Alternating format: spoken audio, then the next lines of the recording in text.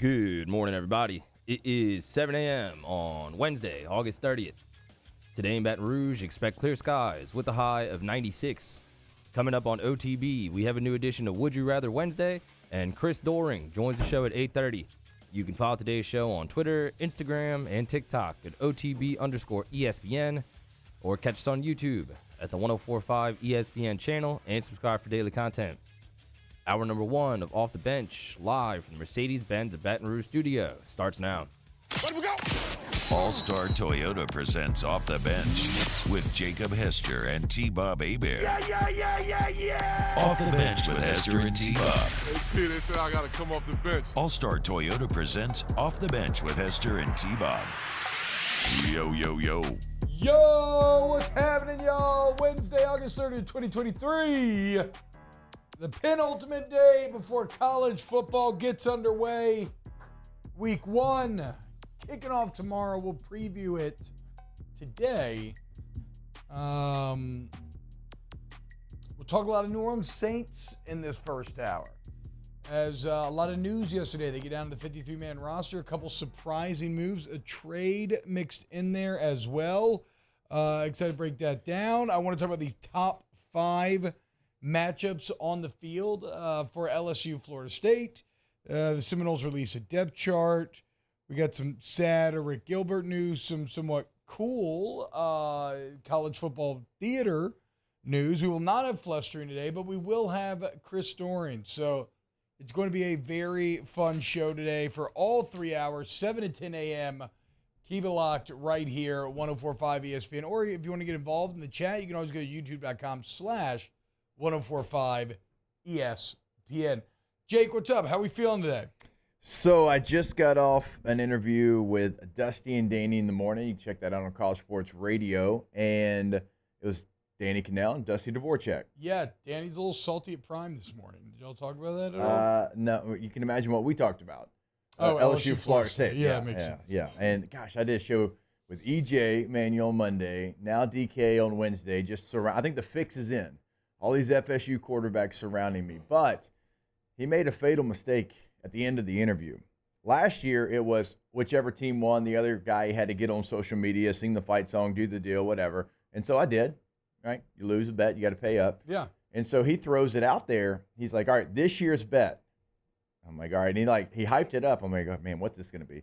He said, if Florida State loses, I'll shave SEC into my head. Like, shave SEC into my – I'm like, okay. Because, look, I'll shave ACC into my head too. Like, that doesn't bother me. But to him, knowing who Danny is and, you know, the platform that he uses often to kind of talk about the SEC, and so I'm like, okay, yeah, all right. What's mine? He goes, if LSU loses, you have to have a 6th kid. Oh. That was the rebuttal. And so listen, I said, oh, buddy. I said, you're barking up the wrong tree. And Dusty goes, uh-oh. I said, you know, the whole spiel. I'm like, look, Phillip Rivers is my mentor. He's got 10. I'm trying to keep up with him. I said, I'm currently sitting in a 12-passenger van. I have 7 people. Yeah. Where are these other 5 seats, you know, these other seats going to get filled? Well, it's only going to be by me and the missus if we do it. He had no idea that I'm always ready. Stay ready so you don't have to get ready. Know. It freaks me out. He had no idea. You shouldn't. No, you should just let Katie rest. Unless she wants to. Then y'all do whatever you want, man. Yeah, look. Y'all do whatever you want. Spreading the good word. And so he just, I think he threw that out there thinking I'd be like, absolutely not. That's all. There's no way Cannell's really going to shave SEC in his head if he loses. I like the fact that do you think it's more likely that I'll have a 6th child than he'll shave an SEC into his head. That's what I'm going to say. When he throws in the 6th child as a piece of bet, that makes me think he's not taking the bet serious. I mean, I would love for Cannell to be confident enough to risk shaving SEC in his head, but he's a content creator that does daily content, a lot of times on video. I am doubting that he will follow through. Well, it's out there now. He is all in. We'll hammer him. I just went across the U.S. and Canada to all the listeners. That's what I'm saying. We'll hammer him and pressure him publicly if it happens. He's all in on FSU right now, man. He's taking on all comers. Like yesterday, Coach Prime was doing a press conference, and admittedly, Prime was kind of being a little bit of a D to the reporter because this woman was like, "I'm a hurricane." He was like, "And you're a knoll," and he was like, "Hold up now." And Prime basically says, like, where'd I graduate from? I didn't know that Prime ended up graduating from an HBCU. I couldn't hear which one. It was off camera. I didn't either. So, exactly, right? Nobody really knows. You think of Prime's being FSU. Yeah. So he's, like, coming at her, and he's kind of like, where'd I graduate from? It's where you graduate from, right? And blah, blah. And so he kept saying, I'm from HBCU. And Danny quote tweeted and was like, what utter disrespect for the team that gave you your start and retired your jersey and allowed you to be Prime. Like, Danny is in his FSU, because good, it's game week. You should be. But, yeah, he's in his FSU feels right now. Anything with even a whiff of disrespect is getting clapped at. I mean, so what was his take on the game? I mean, he feels like Florida State's going to roll. You know what? I'm not really sure that he actually gave his take on the game. I think it was more of a situation. He was trying to get the information from me. I think he wanted to see how confident he should feel about Florida State going against LSU. I don't think he ever one time talked about Florida State.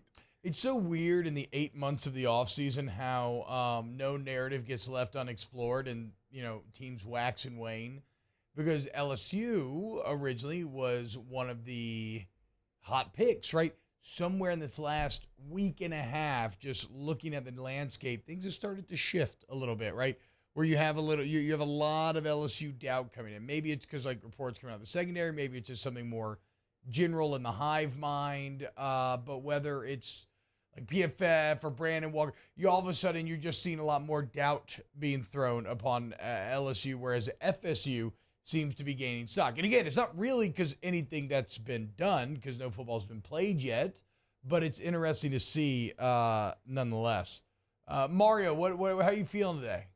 Feeling good, man. Excited that we have college football tomorrow. Like, we have college football every weekend for the foreseeable future. That makes me really happy. So yeah, I'm good. We got football now until when? February, basically? Yep. Hell yeah. What about you, Taylor? How are you feeling? Man, I'm doing good. It's going to be a good day. We got good vibes this morning, ready for the weekend. Going to sit on the couch all day Saturday, watch football, watch the Tigers on Sunday. It is a good week. We're about 3 days away, so I'm excited. See, now some would attack you for saying ready for the weekend on a Wednesday. However, not here. We know functionally we can start on Thursday, especially Thursdays, in which you have two good college football games to look forward to that night. So you're not going to do anything at work tomorrow. You're not really going to pay any attention tomorrow. And then Friday's Friday. You push through whatever on Friday. So I'll allow it. Taylor? How are you this morning, T-Bob? I know I came at y'all for not asking me. I don't really care. You don't have to ask me. No. Yeah, we do. We genuinely want to know. We need to know. Like, you ask us. Yeah, can't know how we're every doing. day. Well, if the audience is like, hey, how's T-Bob doing this morning? Nobody ever asks. Yeah, I'm doing well. Same thing. Fired up, man. Feeling good.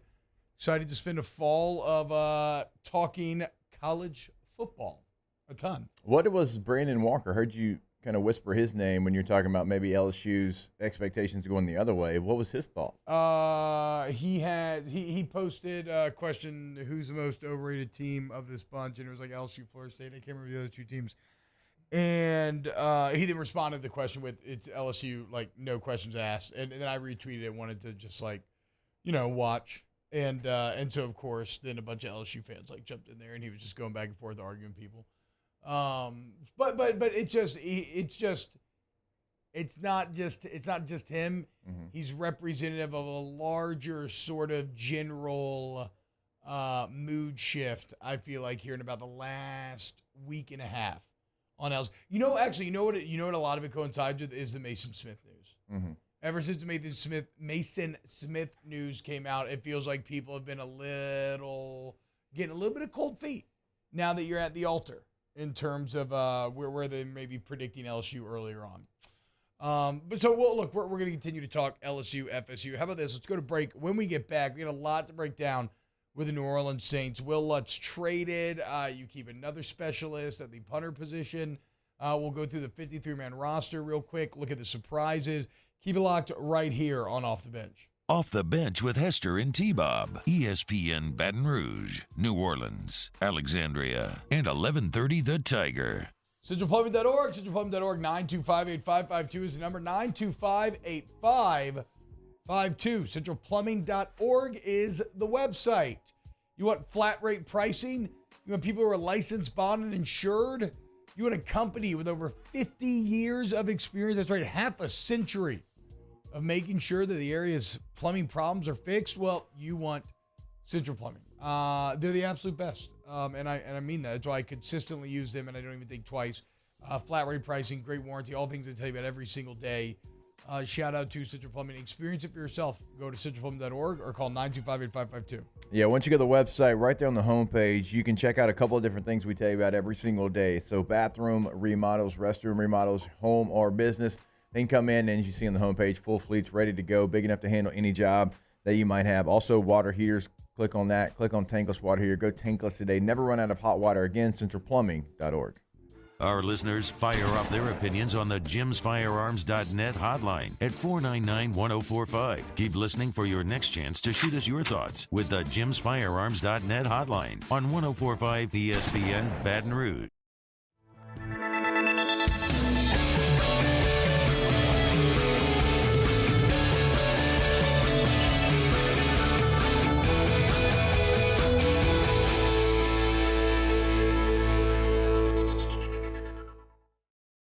The world's leaders in obesity research, obesity medicine, and obesity science are right here. We're doing something that no one's ever done or trying to answer a question that no one's ever asked before. Pennington is a real jewel when it comes to research.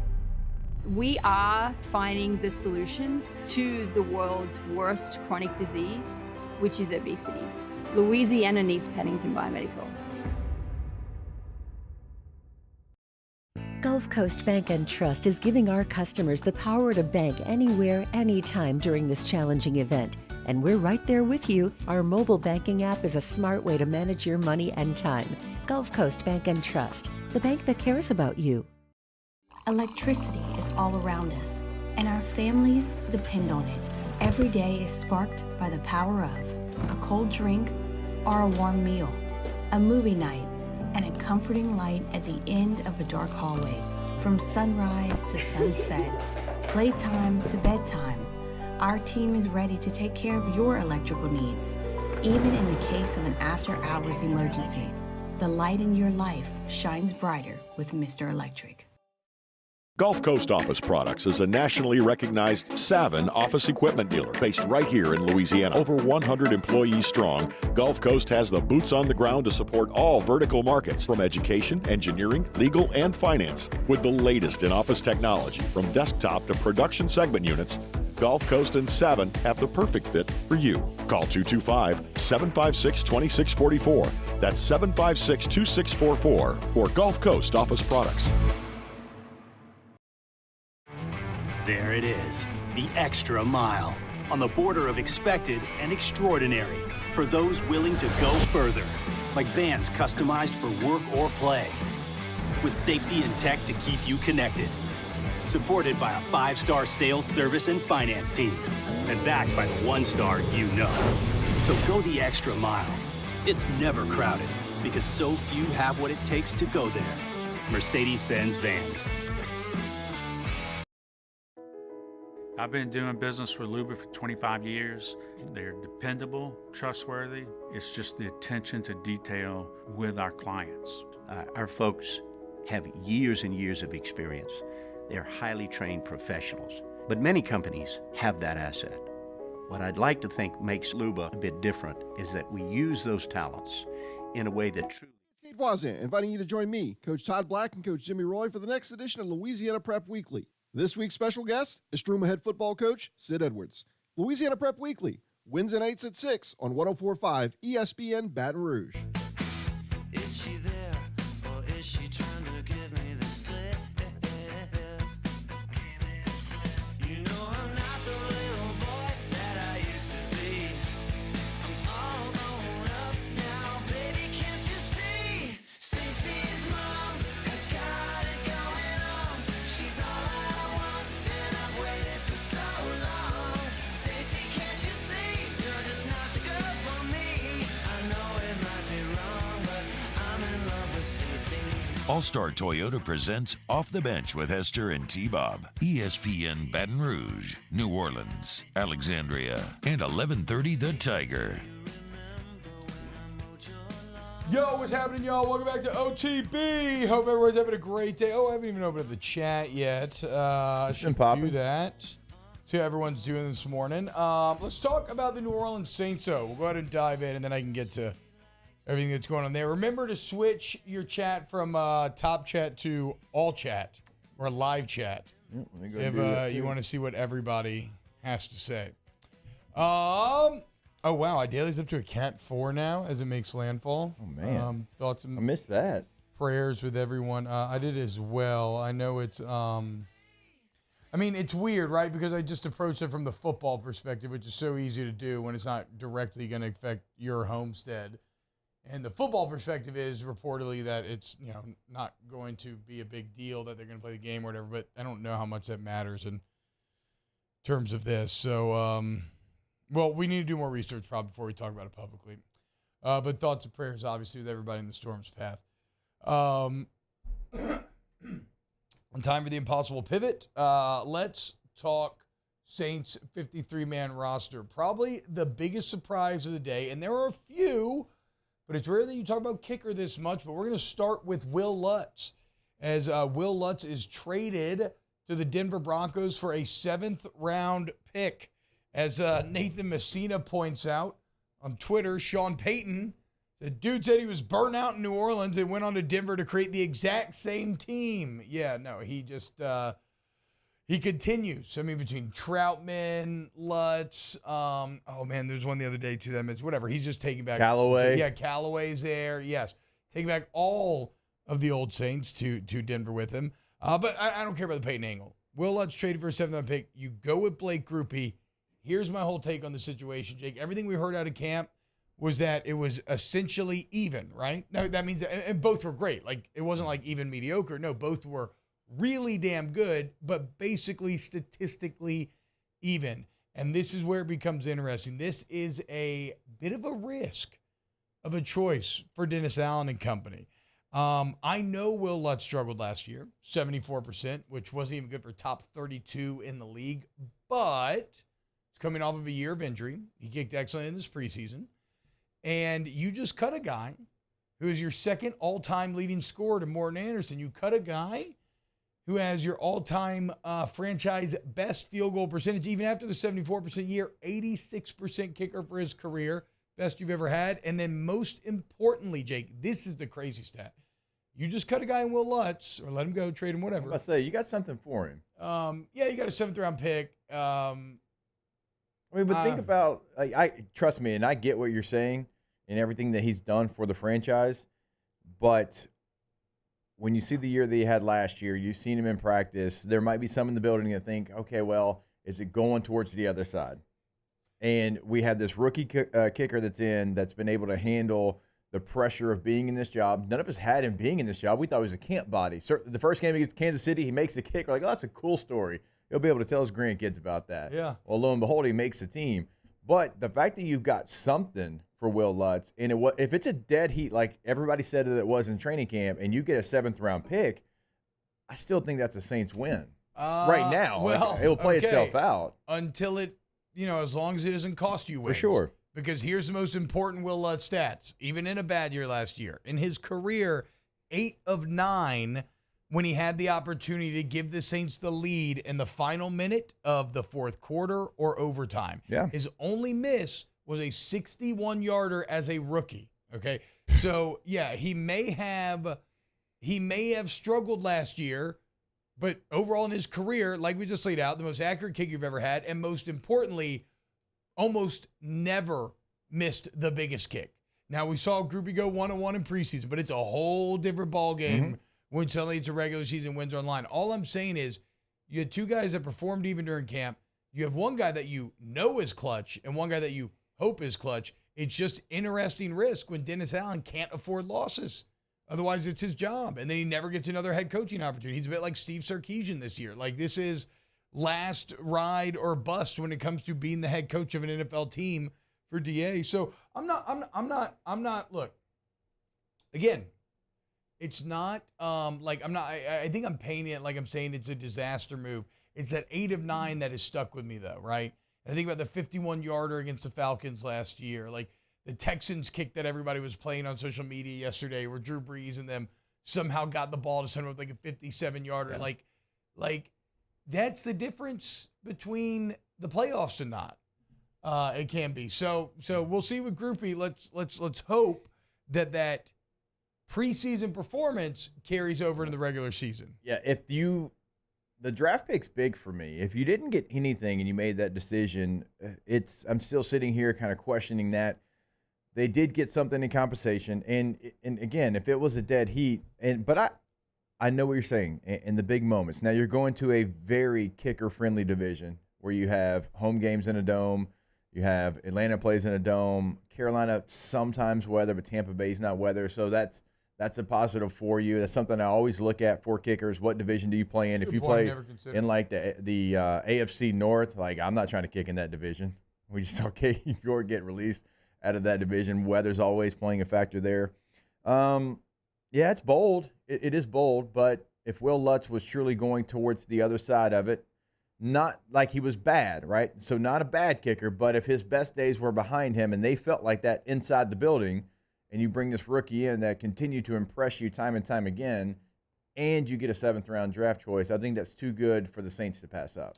Well, obviously it was. I guess I just don't know if I buy that. I mean, and granted, we're not at practice, and they have more information than we do, so maybe it was the quality of the makes, right? Maybe Lutz was, like somebody on Twitter was like, Lutz was sneaking him in, and Groupie was knocking him dead center. Okay, I guess. But, like, all of the make and miss numbers were exactly the same. In fact, I think last we saw Lutz maybe had like a 1 field goal advantage in terms of just raw percentages from throughout camp. So, is he on the other side, or was last year a down year after coming back from an injury for an entire year? Like and I think let's hope you're right. And That's all I'm saying, because the second Groupie misses a game-winning opportunity, this all blows up and everybody loses their friggin' mind. Well, Sean Payton had to cut Marquez Callaway, and Lil Jordan Humphrey from the Broncos, and he's like, you know what? I don't have enough ex-Saints now. Damn. I got to go trade for one. That makes sense. Oh, man. I thought Callaway was going to get a wide receiver one shot with all the injuries they had. No, they really like Marvin Mims. He's kind of taken over for Judy in his absence, but it actually came out yesterday. Judy's not going on the short-term IR. They only expect him to miss like 2 weeks. So that's big. He got carted off, so that's good news. All right, so it's enough. Not enough kicker talk because we got to talk punter real quick. Life comes at you fast if you're Blake Gilligan. Yeah. One day you're replacing the legend, the leg, Thomas Morstead, and the next, some sexy 30-year-old Australian shows up, and you are now being replaced as Lou Hedley, the 30-year-old rookie, used to play Australian rules football because, of course. It's so funny how this just really obscure, or not obscure because it's a major game in Australia, but it's a weird sport, Australian rules football. If you ever try to watch it, it's really hard to understand what's going on. It's not like football's not intuitive either, but especially to us Americans, it's hard to understand. One thing you can understand is just the raw pinpoint kicking ability that you have to succeed in said sport, and it's why you see so many guys we've seen here at LSU come over and have success, and now Lou Hedley coming over to the New Orleans Saints, replacing Gilligan, getting that punting job. This is the punter, because even if you're a Saints fan and you don't know who this is, now you're seeing a picture of him if you're watching this on YouTube. It is the punter from Miami that went viral because he's got tattoos all over the place. Yeah. And look, you know me, love a good tattoo. He actually owned a tattoo shop in Indonesia. I was reading a story about it. Like, this guy, the Saints punter, and he went to, I believe, San Francisco City College, then transfers to Miami, and then now finds his way as a starting punter for the New Orleans Saints, swaggiest punter in the league. I mean, it's one of those deals where, like, if you're an American, you can grow up punting, but not like them. You know what I'm saying? Mm-hmm. It's just not the same. The entire game revolves around being able to kick the ball exactly how and where you want to. It's not just sitting out there and practicing punts all day. So you have almost like an inherent advantage against your American punting counterparts. Good job by Lou Hedley. So if I'm trying to play devil's advocate here, I could say this feels like a pushing all your chips to the middle of the table. You realize what this season is. Panic move a little bit. Trying something new? I mean, again, Hedley and Gilligan were even, essentially. Gilligan had the longest punts, but he also had the shortest. Hedley was a bit more consistent, you could maybe argue, but even then we're talking about like minor differences. They both kicked fourth in the 20 in preseason. I guess Headley was probably more consistent during practice. But, another very close competition in which both really pushed each other. A lot of shanks for Gillikin in the last year. His first season, he was dynamite, like stepping in for Morstead. But the last couple of years has been a serious decline. That's fair.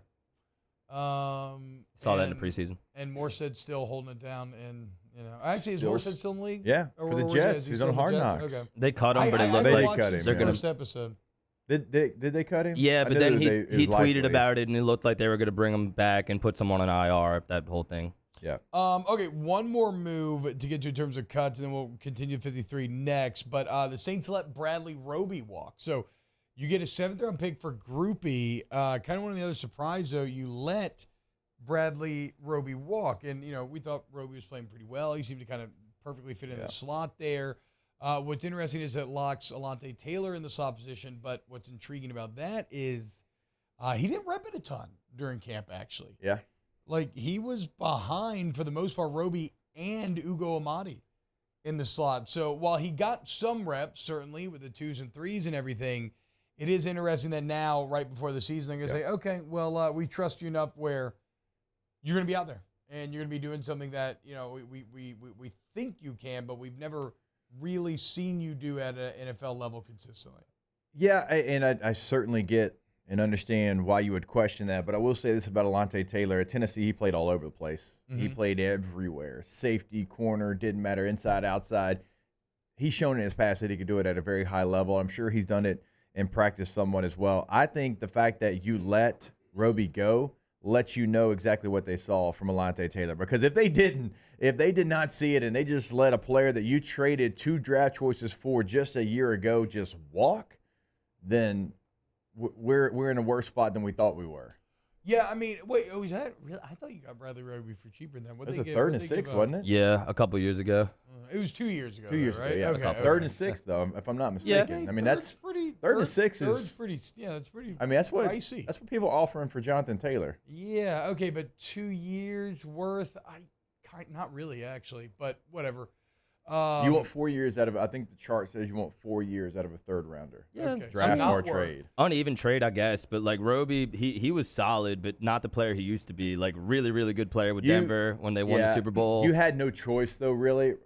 Remember, I mean, it was like, man, they're going to go out there and get embarrassed if they don't bring in some help at that position at the time. So you had to overpay because the entire league knew you needed it. You didn't have much leverage. Well, this seemed like it was going to be one of those moves always where it was like the loser, if you will, of that outside corner battle between Adebo and Taylor was just going to slide inside. I mean, Underhill came on a few times and said that this kind of seemed like it was always going to be that way. Well, what's interesting about Adebo, though, is, and kind of Jake's point maybe, is I don't really remember Adebo hearing him even practice at nickel that much. Like even the Alontae Taylor nickel storylines have been around since the very, very beginning of the offseason.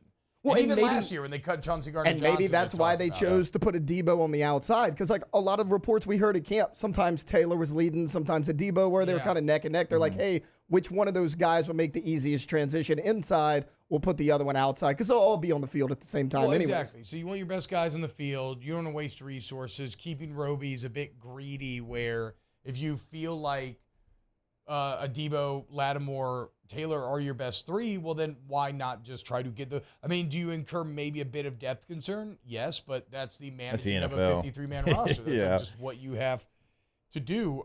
So now if you have an injury on the outside, though, that will mean that Taylor would immediately kick out, and then you'd have Ugo Amadi stepping in there at the slot. So some interesting moves being made. When we get back, let's go position by position. Some not as interesting, some are. A name at wide receiver making the team that I think everybody's going to be fired up about.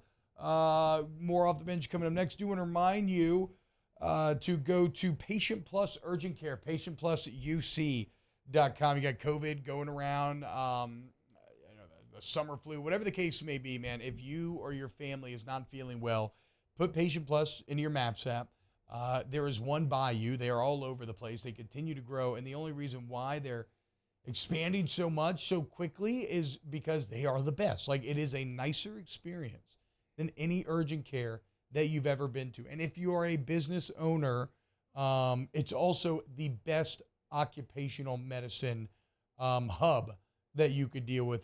These are not some dingy office that makes you feel a little greasy and uncomfortable when you walk in. It's everything is top notch, and literally from the second you see it on the outside, and then when you walk in the inside, you go to the waiting rooms, you're gonna see what I'm talking about. So don't just take my word for it. When you're feeling sick, you need to get in, get better.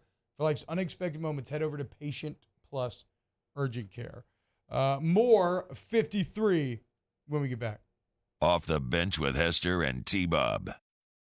In times of need, get a full list of phone numbers, websites, and other important emergency information on the Demco Stormwatch page at 1045ESPN.com.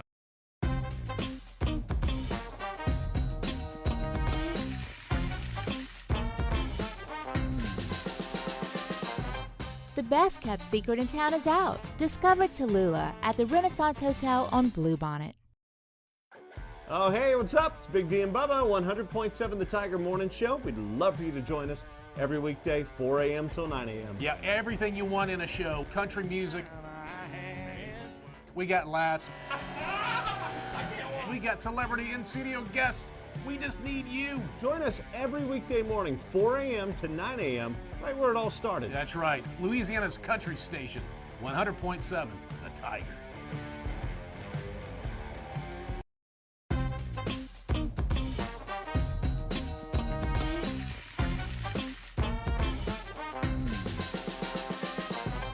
The best kept secret in town is out. Discover Tallulah at the Renaissance Hotel on Bluebonnet. Dylan Cruz here to tell you about Six Rings Baseball and Softball Camp. If you live on the North Shore and play ball, go to Six Rings Camps with former LSU assistant coach Dan Canaveri. His knowledge is second to none, and your child will improve and have fun doing it. Camps were held at Coquille Park and Six Rings Academy in Covington with 4 sessions over the summer. Full day and morning only sessions are available from ages 7 to 13. Go to sixringsbaseball.com or call 985-206-9096. Learn the game to love the game.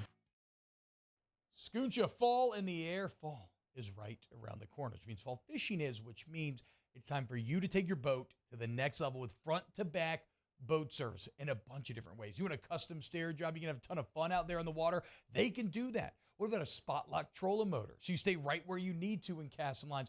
Or sonar that's let you see the fish under the water before you cast. All of your maintenance needs as well. For 38 years, they've been at it and will continue to do so. The Sherman family of front-to-back boat service. Gulf Coast Office Products is a nationally recognized Savin office equipment dealer based right here in Louisiana. Over 100 employees strong, Gulf Coast has the boots on the ground to support all vertical markets from education, engineering, legal, and finance. With the latest in office technology from desktop to production segment units, Gulf Coast and Savin have the perfect fit for you. Call 225-756-2644. That's 756-2644 for Gulf Coast Office Products. There it is, the extra mile, on the border of expected and extraordinary, for those willing to go further, like vans customized for work or play, with safety and tech to keep you connected, supported by a 5-star sales, service, and finance team, and backed by the 1-star you know. So go the extra mile. It's never crowded, because so few have what it takes to go there. Mercedes-Benz Vans. I've been doing business with Luba for 25 years.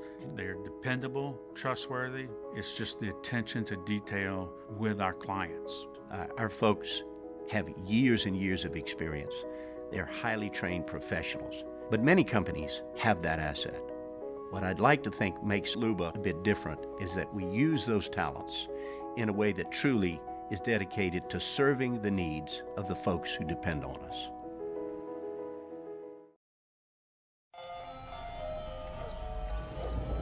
Hey there, little buddy. What's the matter? What's the matter? My windows, siding, and my door. That's what's the matter. Relief Windows can fix all of that. I got you. Pop, pop. What's up? Oh my gosh, look! Curb appeal. Join me for a Tuesday edition of the Hunt Palmer Show. We'll have Glenn West talking Tigers, Sharif Ishak on the Saints, and my guy Brandon Taylor from the LSU Sports Radio Network. Hunt Palmer Show, 1 to 3 weekdays, 104.5 ESPN, Baton Rouge.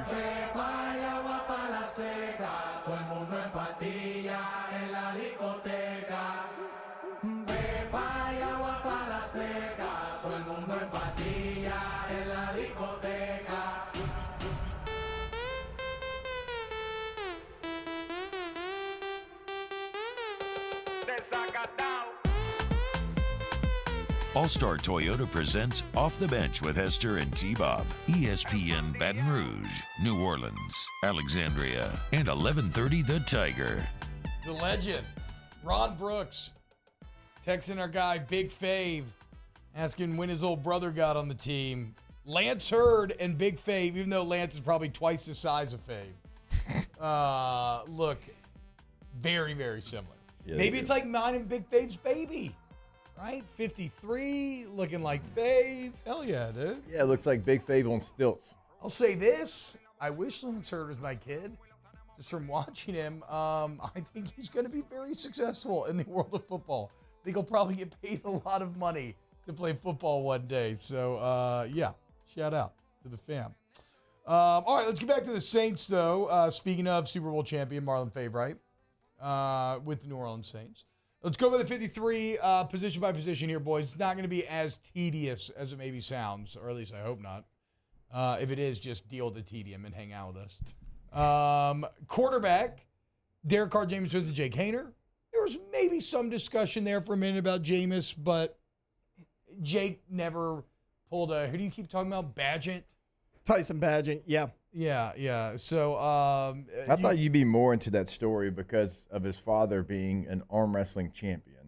Oh, that's right. I keep forgetting that's the guy we're talking about. Yeah. Yeah. The West, are they from West Virginia originally? Yeah, and then went to Shepherd. Shepherd College, that's right. Yeah. He got P.J. Walker and Nathan Peterman cut. It's beast. Good job. But that's what I'm saying. So Haener couldn't do that. Wide receiver, Chris Olave, Mike Thomas, Rashid Shaheed, of course. A.T. Perry, we knew that. Traquan Smith. Hell yeah. Can't keep a good man down, dude. Traquan still holding down on the 53. But that's not all. They kept 6 receivers. Kept Keith Kirkwood as well because, of course, you got to keep Keith Kirkwood. You do? Yeah, you always have to keep Keith Kirkwood. If you want to win, you have to keep Keith Kirkwood. This is true. Maybe not Traquan, but yes on KK. No, yeah, I mean I would keep Kirkwood over Traquan, honestly. They cut Shaq Davis. They think if he clears waivers, they'll bring him back practice squad. Don't know what's going to happen to Jonte Kirkland. Feel like he's done enough for some P squad to pick him up, but we'll sure. See. For practice squad. Yeah, practice squad's a pretty sweet gig nowadays too, dude. Yeah. 16 of them things, $200K. If you've been on it for a couple years, it goes up to what, like 3 something? Jeez. And now you can have a handful of those guys be veteran players. Like you can be a decade in the NFL and be on the P squad now. Oh well. Running backs, Jamal Williams, Kendre Miller, Kirk Merritt, and of course Alvin Kamara is going to be there. Fullback. They kept the fullback. How about it, Jake? Well, I don't know why you grimace like that. I was setting him up. I was setting the people up. Yeah. Adam Prentice, dude, fullback, making the team. Hell yeah. Played well. I mean, he's been here playing Lucas well. Kroll. Yeah, you can play in fullback. You can about that life. You can about that bend. You can about low man winning. Tight end. I'm sorry, Kroll. That was needless. You didn't do anything. No, it's not needless. Tight ends are not fullbacks. Just like fullbacks are not tight ends. Juwan Johnson, Taysom Hill, Foster Morrow, and Jimmy Graham. It's so funny to think back a few weeks ago on our Jimmy Graham conversations, like what's the role here? Will he even make the team? And he pretty much went and done and did it. He asserted himself and really capping it with that just excellent 2-catch drive and showing that, no, I still got, there's some juice left in these old bones yet. If Graham does come back and is very successful, it's a fascinating case study that we've seen with a couple other guys, because Gronk did this as well, right, where it's such a brutal game. And sometimes for some of these elite guys, like a year sabbatical is almost not the worst thing, right? Now, for the majority of guys, it's going to be the end of your career. You're going to be out of it. You're never going to get back in the flow. You're never going to find it again. But maybe for some of these elite, like Ricky Williams, back in the day, like, because Graham talked about he could barely even walk when he got done playing football. Then he started spiking and spinning and everything. And now look at him. He looks like he's good out there. Now I'll be interested to see how his body holds up during the 17 games. But great job. Good on him. Yeah. He's still Jimmy Graham. I mean, step slow for sure. But what you saw on Sunday night, he's capable of doing stuff that the other tight ends on his roster are not capable of doing, even still. Maybe Juwan Johnson is capable, but I don't think he has he's physically capable. He doesn't have the craftiness. Yeah. The salty vet secret moves. I don't know if Juwan Johnson played basketball. I mean, Did you know that Jimmy Graham did? I learned the other day when I was watching the broadcast because he was boxing people out in the end zone. On the offensive line, you kept 9. Now, is that normal? And then just on the game day, you only carry 7, or is 9 a high number for a 53? Because you're not carrying 9 out of the 48, right? No, some people risk it and go 8. They'll go backup center, swing guard, swing tackle. Mm-hmm. But I like 9, and then you can dress 8 on game day. So you have Ryan Ramchick, Eric McCoy, Cesar Reeves, Trevor Penning, James Hurst. Of course, those are like your starters. Andrews Pete, Landon Young, Nick Saldivari, and Max Garcia. Who is Max Garcia? Is he backup? I don't know. Yes, backup center. Okay. Let me tell you something. We like to have full disclosure here on this show. We're not a show that doesn't admit when we're wrong or only when we're right. I have never heard that name before. No, I know. There's like 2 or 3 names on this list that are positions that we've talked about that make the team, but I never have heard of them. Shout out Max Garcia. Even like Kirk Merritt. Like, I know who Kirk Merritt is, but like I don't know what position he plays because he's like in this group he's as a running back, but he's listed on the roster as a receiver. I'm like, you're a team's guy. You're a war daddy. Yeah. Yes. It should just have war daddy next year. Then. Surprised he made it over Merriweather with how good Merriweather played in the preseason. I think they're hoping to stash him, is what everybody's saying on Merriweather. Is he going to avoid? Well, I mean, Kirk Merritt's not getting carries. Yeah. So I mean, this is strictly a war daddy situation. 100%. Well, like you were talking about, you're like, is he a special teamer guy? Like that? Yeah, that's a Merrick thing. That one surprised me. Also, really thought Calvin Throckmorton maybe had a shot over Max Garcia. That one surprised me a little bit as well. Yeah, great name, Calvin Throckmorton. Yeah, like should be a Viking. Yeah, he does have kind of Viking-esque vibes. Defensive end, Cam Jordan, Carl Granderson, Tano Passanio, Peyton Turner, and Isaiah Foskey. No surprise there. Not a single one to be found. D tackle, no surprise here either because these guys are playing well, and we already talked about it. Brian Brzee, Kalen Saunders, Nathan Shepard, Malcolm Roach. Yep. Linebacker, Demario Davis, Pete Warner, Zach Bond, Nephi Sewell, DeMarco Jackson, Jalen. No Jalen Smith. Yeah. No Sewell and Jalen Jackson. Smith. I mean, that's a little bit of a surprise. Jalen Smith, somebody signed late, and he flashed, and it's like, all right, veteran player. I don't know exactly how much he can play, but I think he can help you. It posited that maybe it's kind of a lack of special teams. Yeah, that makes sense. Hey, kids out there, play special teams in college. Play special teams. Well, if it's still around, it's fair. Play special teams, though, if it is still the 2 special around, teams that are because still you can immediately have a role in the NFL. If you're in the NFL, don't be afraid to play special teams. Just practice punt and punt return. I wouldn't worry too much about kickoff kids. If you're like 10 or 11, it ain't going to be there when you get to college. The special teams need to be better this year. I mean, it wasn't disastrous last year, like on LSU's level, but in terms of like hidden yardage and helping your offense out, they didn't really do the little things that they had been doing the last few years. So definitely a point of emphasis there. Yeah, obviously, too, right? I mean, they changed all the specialists as well. Well, except for the deep snapper. Shout out Zach Wood. Still holding it down. Got to be weird when the kicker and punter go and the snapper stays, right? It's a bit like having 2 new girlfriends. Yeah. Both at once. Which I know plenty about, guys, okay? At cornerback, you keep Marshawn Lattimore, Paulson Debo, Alante Taylor. And here's the second name that I would put with Max Garcia, Isaac Yiadom. Get him. Yeah. Cosign what T-Bob just said. Right here. For all the talk of corner. Shout out Isaac, though. Yeah. Safety, Tyrann Mathieu, Marcus May, JT Gray, Jordan Howden, Ugo Amadi, and Lonnie Johnson Jr. And then I just said Blake Gruby, Lou Headley, and Zach Wood. And there are your Saints 53-man roster.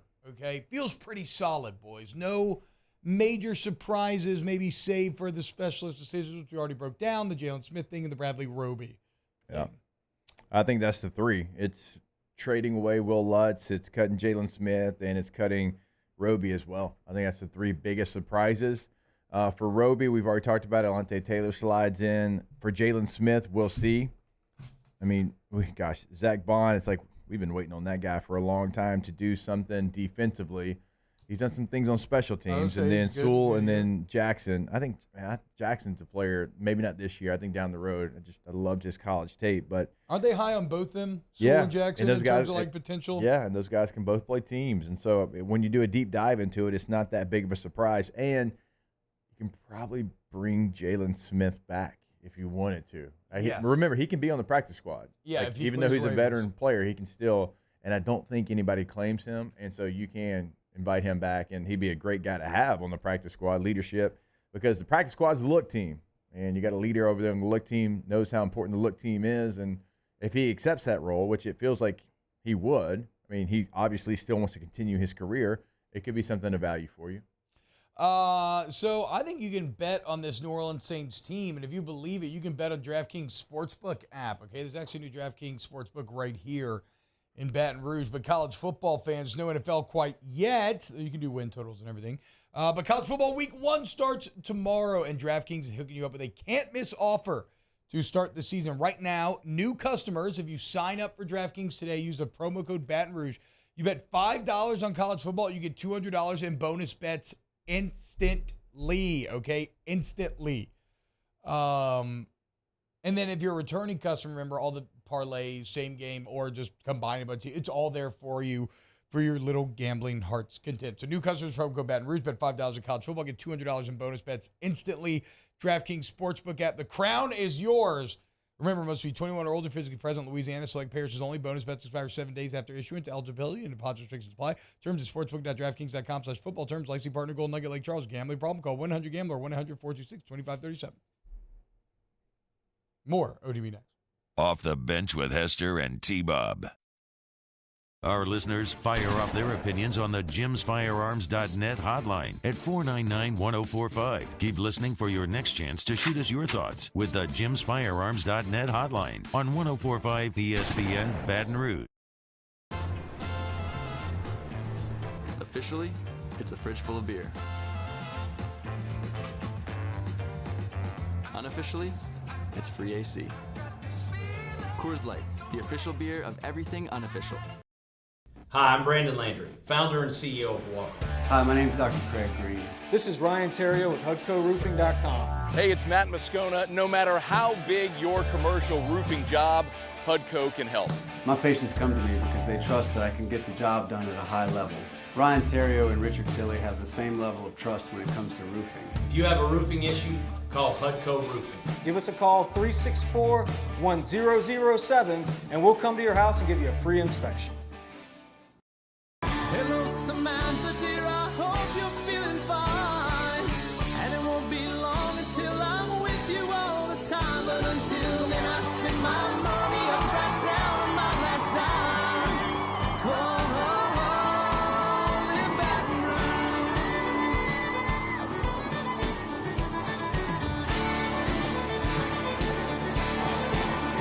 I'm ready, what you put me on through. Gotta send my love down to When is a taco more than just a taco? When it's Government Taco. Voted best tacos 3 years in a row by 225 Magazine, Government Taco puts the most delicious spin on tacos the capital area has ever seen. With creative combinations like the Magna Carrot, the Filibuster, or the Steak of the Union. Plus perfect tortilla chips paired with the best salsa and queso you've ever had. And happy hour every day from 3 to 6 p.m. and all day on Thursday. Government Taco, 5621 Government Street.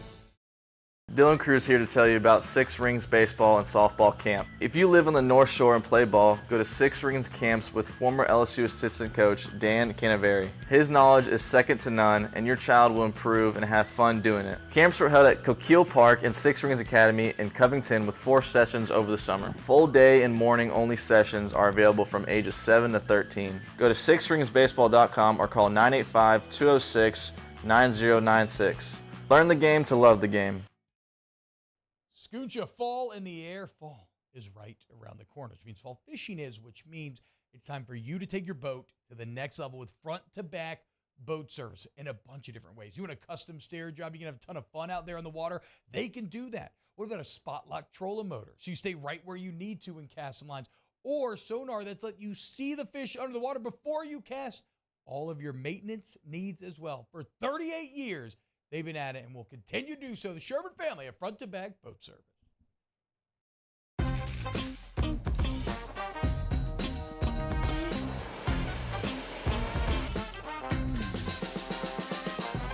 The best kept secret in town is out. Discover Tallulah at the Renaissance Hotel on Bluebonnet.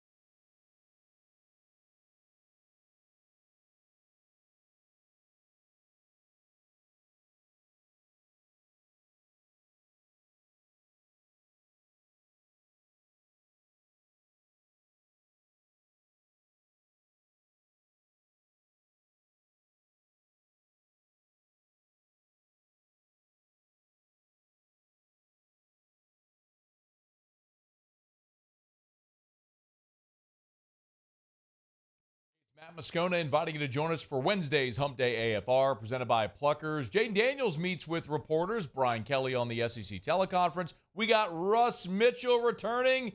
It's Wednesday's AFR 3 to 6, 104.5 ESPN Baton Rouge.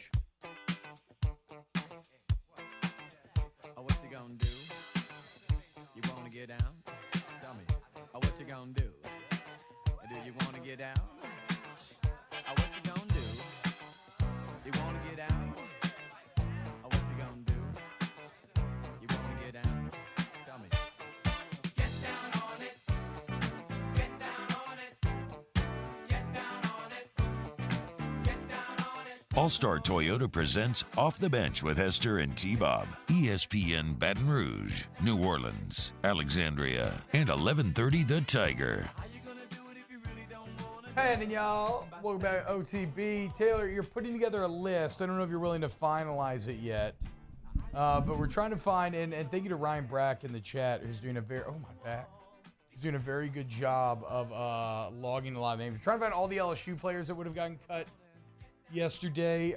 Maybe none was tougher, non-LSU player, no tougher cut took place yesterday than Doug Peterson having to cut his own son, Josh, from the roster.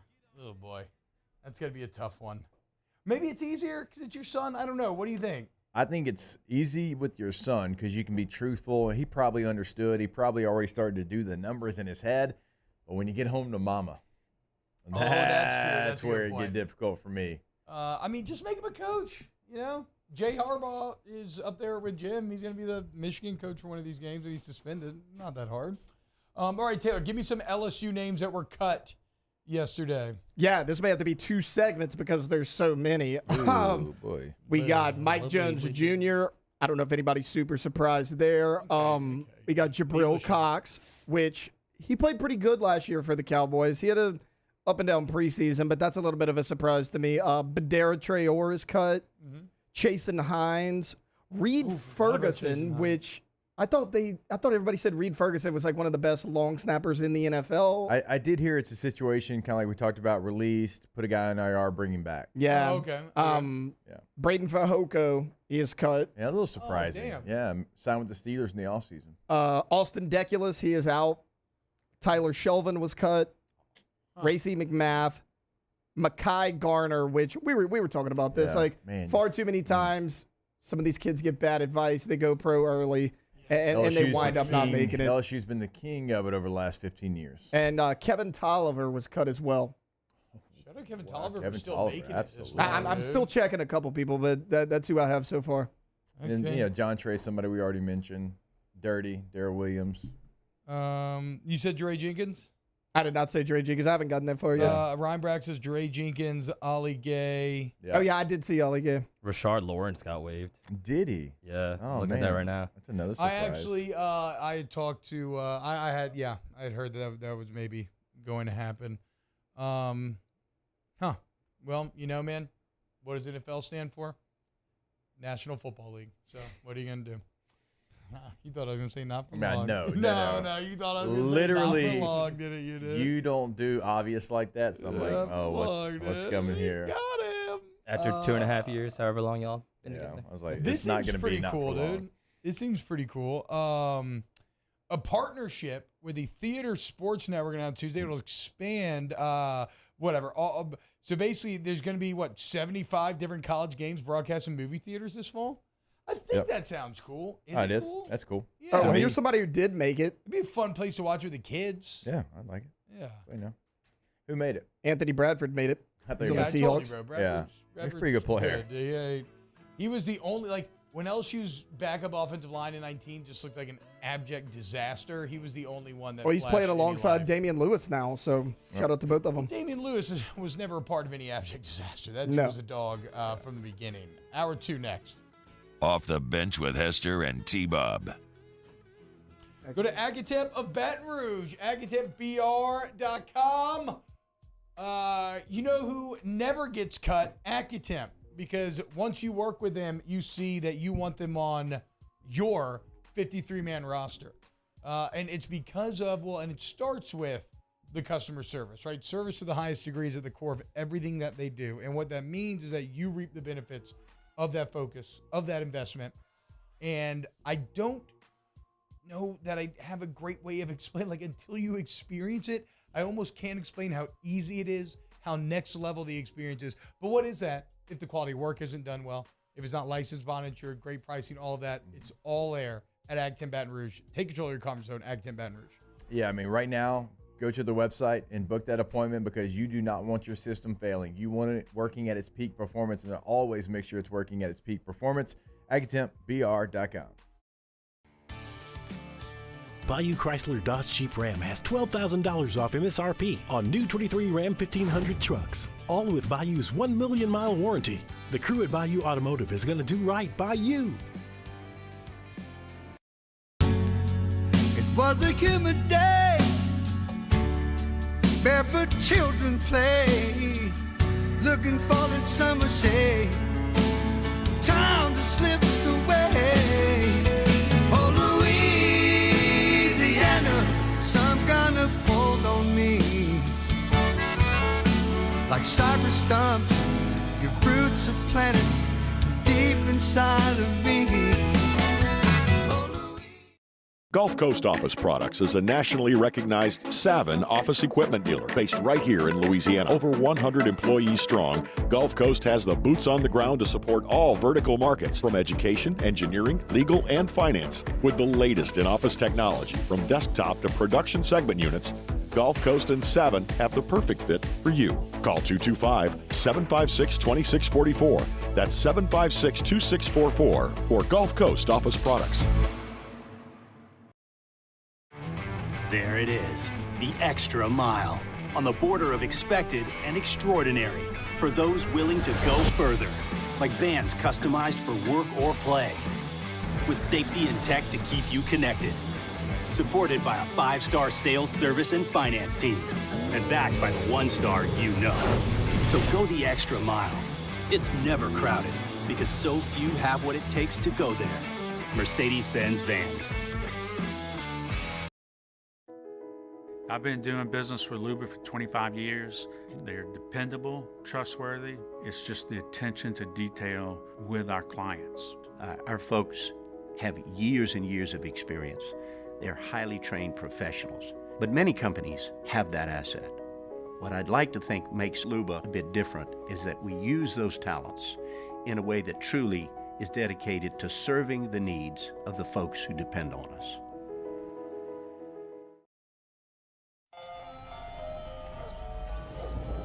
Hey there, little buddy. What's the matter? What's the matter? My windows, siding, and my door. That's what's the matter. Relief Windows can fix all that. I got you. Pop, pop. What's up?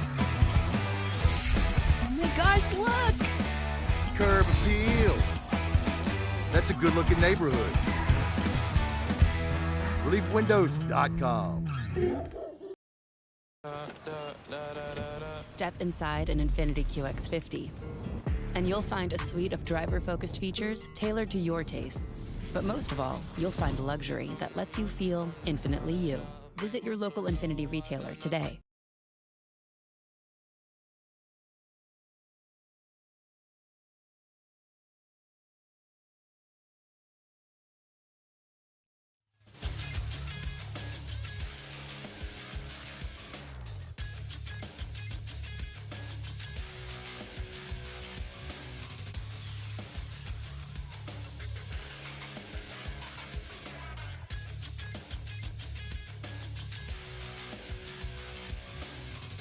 Good morning, everybody. It is 8 a.m. on Wednesday, August 30th. Today in Baton Rouge, expect clear skies with a high of 96. Coming up on OTB, we have a new edition of Would You Rather Wednesday, and Chris Doring of the SEC Network joins the show at 8:30.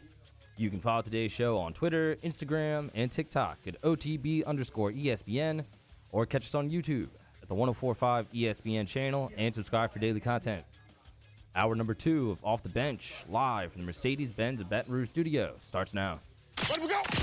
All-Star Toyota presents Off the Bench with Jacob Hester and T-Bob Hebert. Yeah. Off the Bench with Hester and T-Bob. Hey, P, they said I got to come off the bench. All-Star Toyota presents Off the Bench with Hester and T-Bob. Yo, yo, yo.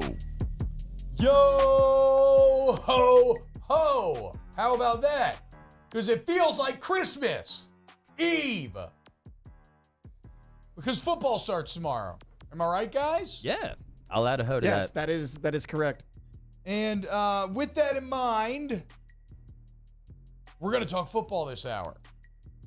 First, Matt Flynn's here, right? It's been like a month, right? Matt, where are you? I don't see Nowhere to him. be found. He's, in fact, I'm willing to go so far as say, don't drink my high, okay? Don't do it. Until Matt Flynn shows back up, OTB is on an official My High boycott. Not my high, it's now your high, okay? None for me. That was good. Okay. He is in Just riffing here, boys. Green Bay.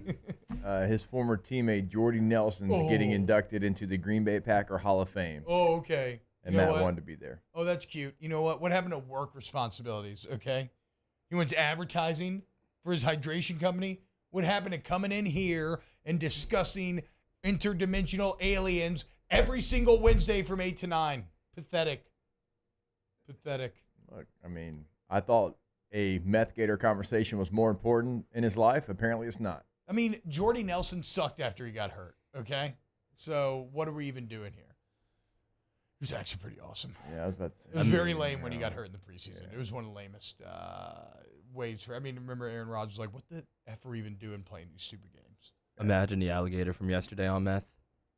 No, don't want to. It'd be terrifying. Have anybody ever? Has nobody still seen Cocaine Bear?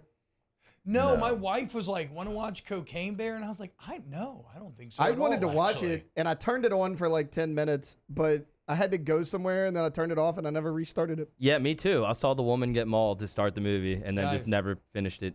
I got to give you both credit. I don't know that a more substanceless thing has ever been said on this show, and that's saying something. But thank you, both of you, for informing us that you watched the first 10 minutes of Cocaine Bear. Well, I mean, you brought up the meth gator. I thought it was related. I look forward to hearing the next 20 minutes of the movie when you revisit it tonight. I got you. Are you going to watch the rest of it, though? Like, was it enough, actually, now that we're here? Probably not. Yeah, no, TBH. Probably not. Look, I'm not surprised. Yeah. It all felt like a giant marketing gimmick to begin with, right? Okay, better. Meg 2 or the first 10 minutes of Cocaine Bear? Meg 2. Okay, wow, okay. Meg 2 was entertaining. Like, it wasn't a great movie, but it had some entertaining parts. Jason Okay. Statham's always good. Division 3 was better than Cocaine Bear. No, that is actually not true. Stop it. I don't think refuse anything to would- watch Division 3 just because. No. I refuse to watch Division 3. I kind of have a hard no Andy Dick rule.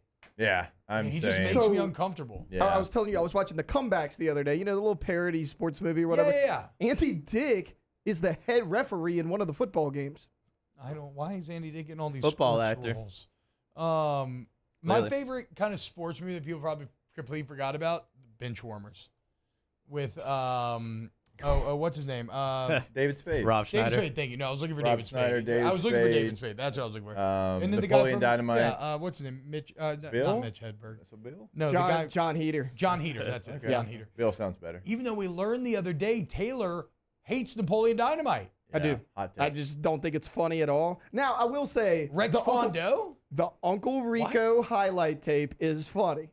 Outside of Uncle Rico and his football dreams, though, that movie does nothing How for much me. you want to bet I could throw a football over the mountains is one of the all-time great lines. Well, it was great when Peyton retired because they were like, when Peyton retired, they were going to bring in Uncle Rico. Like, that went crazy all over Also- the internet. That was good. I would have never thought to stash away those Fogo de Chao cheese balls in my cargo shorts if it wasn't for Napoleon stashing away tater tots in his own.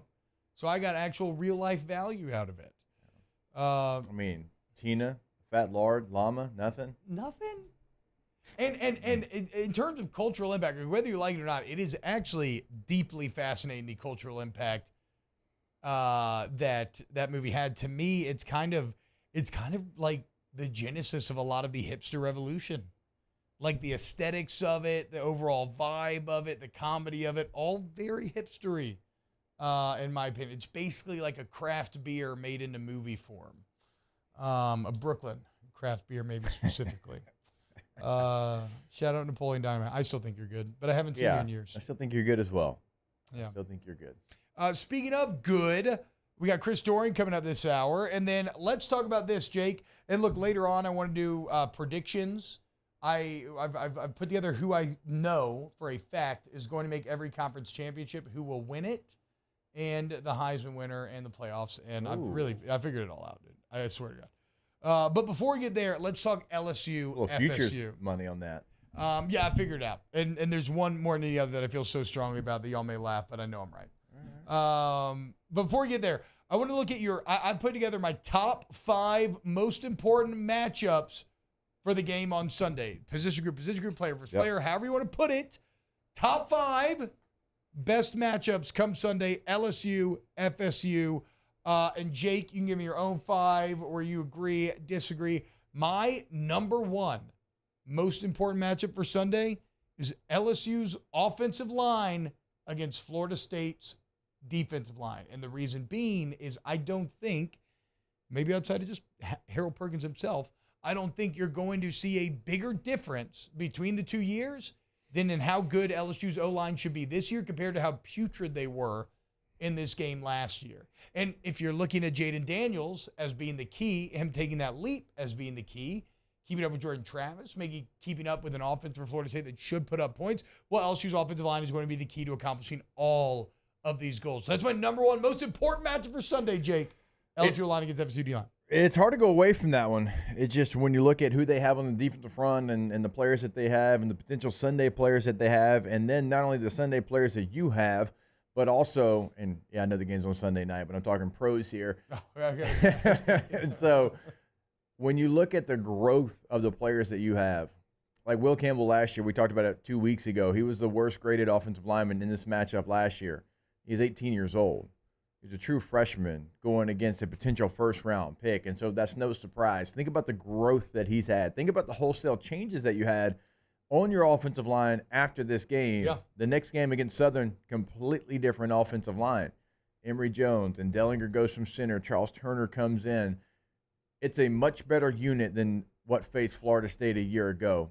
Now, it's still a very good Florida State defensive line, but I think you've made such vast improvements that it is going to be a positive for you. I actually still like this LSU offensive line, even against a really good Florida State defensive front. So that's where it gets interesting maybe between my number 1 and number 2 here, Jake, is I think the LSU offensive line is most important for everything we just mentioned, but I feel very good about them. Like, I think they will play very well, and I think they will do their job.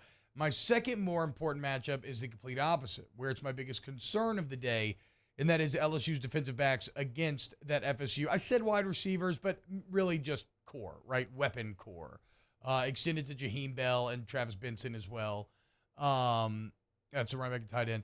Yeah, I just we've talked about it a lot, so I don't know how much more in depth we have to go here. But simply LSU's DBs are the biggest question mark on the roster, and they're going against what should be one of the top grouping of weapons, along with one of the better quarterbacks in the entire country. It might be number 1 for me. As much as I like your number 1, I probably would slide LSU's DBs versus Florida State's receivers as the most important matchup. Like Johnny Wilson is somebody that is going to be difficult. He's a guy that averages 21 yards per catch, incredibly long. He has a tendency, he will drop the football. His hands are not the best, but he is 6'7", 237 pounds. I mean, fast. He is a matchup nightmare. Like you last year, you had big corners. Yeah. Bernard Converse, not even height, but just big physical. Like he looked like a safety. He did. Gardner had the length. who's going to be that guy this year for you? Like, Zy Alexander has it, but he's stepping up from Southeastern to now playing against Florida State. He's maybe the most important player for LSU in this game. Think about that. There's other players that are better, certainly. But as far as importance, it might be Zy Alexander against Johnny Wilson. Oof, man, and what an ask for Zy Alexander. Where'd he come over from? Southeastern? Southeastern. McNeese? Okay, Yeah. Southeastern, right? In game one, it's like, hey, go take on 6'7" Johnny Wilson and Jordan Travis. Okay, we're going to learn today. We're going to learn today. So here's your top two. Why don't we do this? We're actually going to respect the clock, okay? And so we'll go to break, and when we get back, we'll give you our other 3 top 5 matchups. We can look at the Florida State depth chart a bit. We got Chris Doring, play the Rick Gilbert video, probably to close out the hour. Get your most important matchups in the Bayou Ford YouTube chat, youtube.com/1045ESPN. More coming up next. Off the Bench with Hester and T-Bob. ESPN Baton Rouge, New Orleans, Alexandria, and 1130 The Tiger.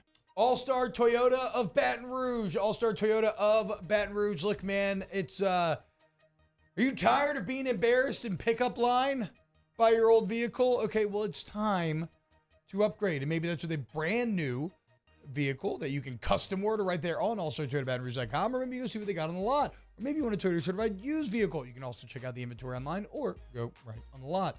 Maybe you want to rent, try some stuff out. The point is, if you are in the market for your family's next vehicle, you want All-Star Toyota Baton Rouge. They can match whatever your needs are, the best prices, the best utility, the best people. All-Star Toyota Baton Rouge.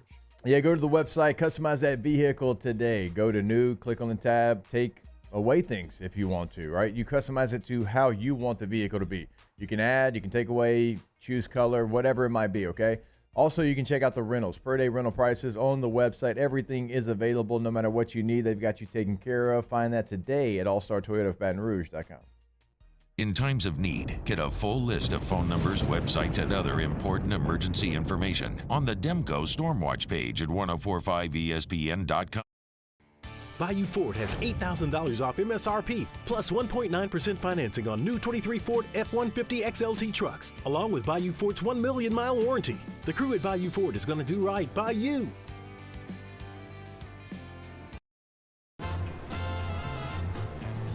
Officially, it's a fridge full of beer.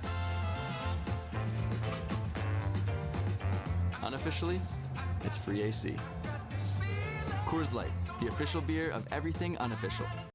Gulf Coast Office Products is a nationally recognized Savin office equipment dealer based right here in Louisiana. Over 100 employees strong, Gulf Coast has the boots on the ground to support all vertical markets, from education, engineering, legal, and finance. With the latest in office technology, from desktop to production segment units, Gulf Coast and Savin have the perfect fit for you. Call 225-756-2644. That's 756-2644 for Gulf Coast Office Products.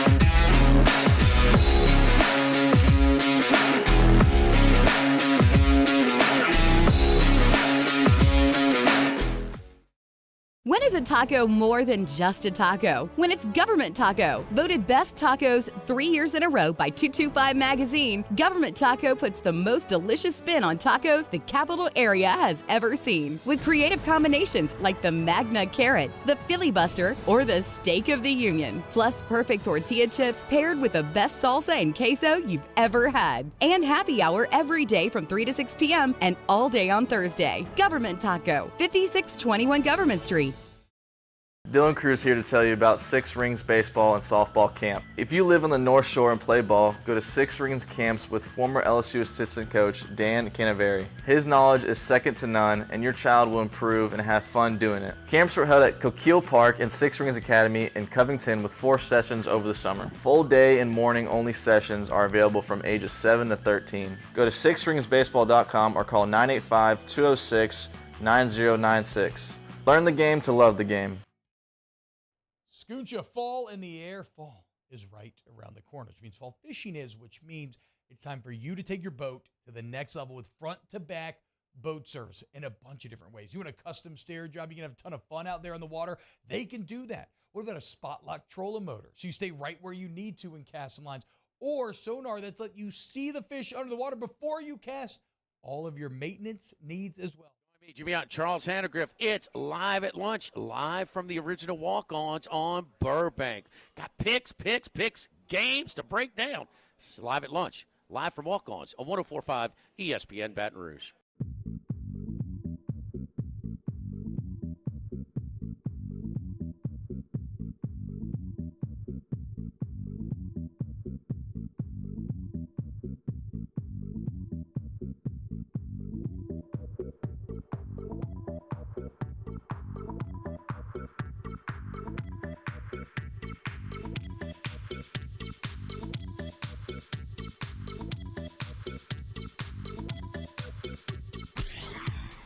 All-Star Toyota presents Off the Bench with Hester and T-Bob. ESPN Baton Rouge, New Orleans, Alexandria, and 1130 The Tiger.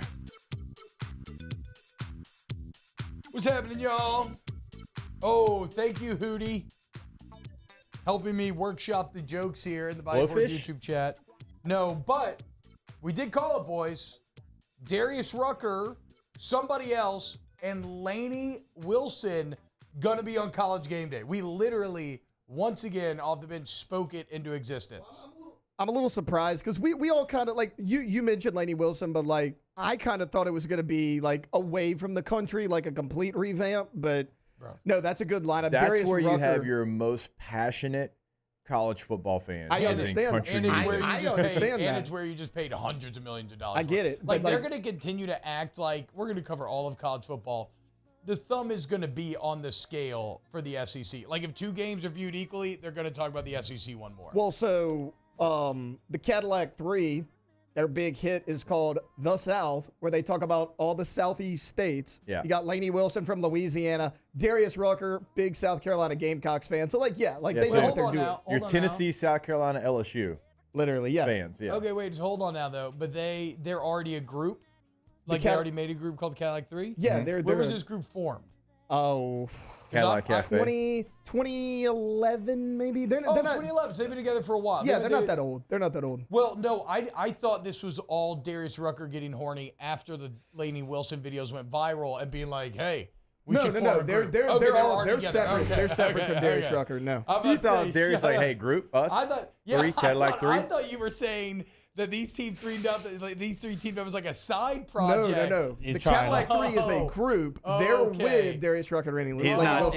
He's not trying to find a new crop of blowfish. But look, T-Bob, if you ever watch Saturdays Down South, like Darius Rucker is a massive South Carolina fan. Like, he just walks around the tailgate with, like, just common everyday fans, shakes hands with everybody. Like, he's a huge football fan.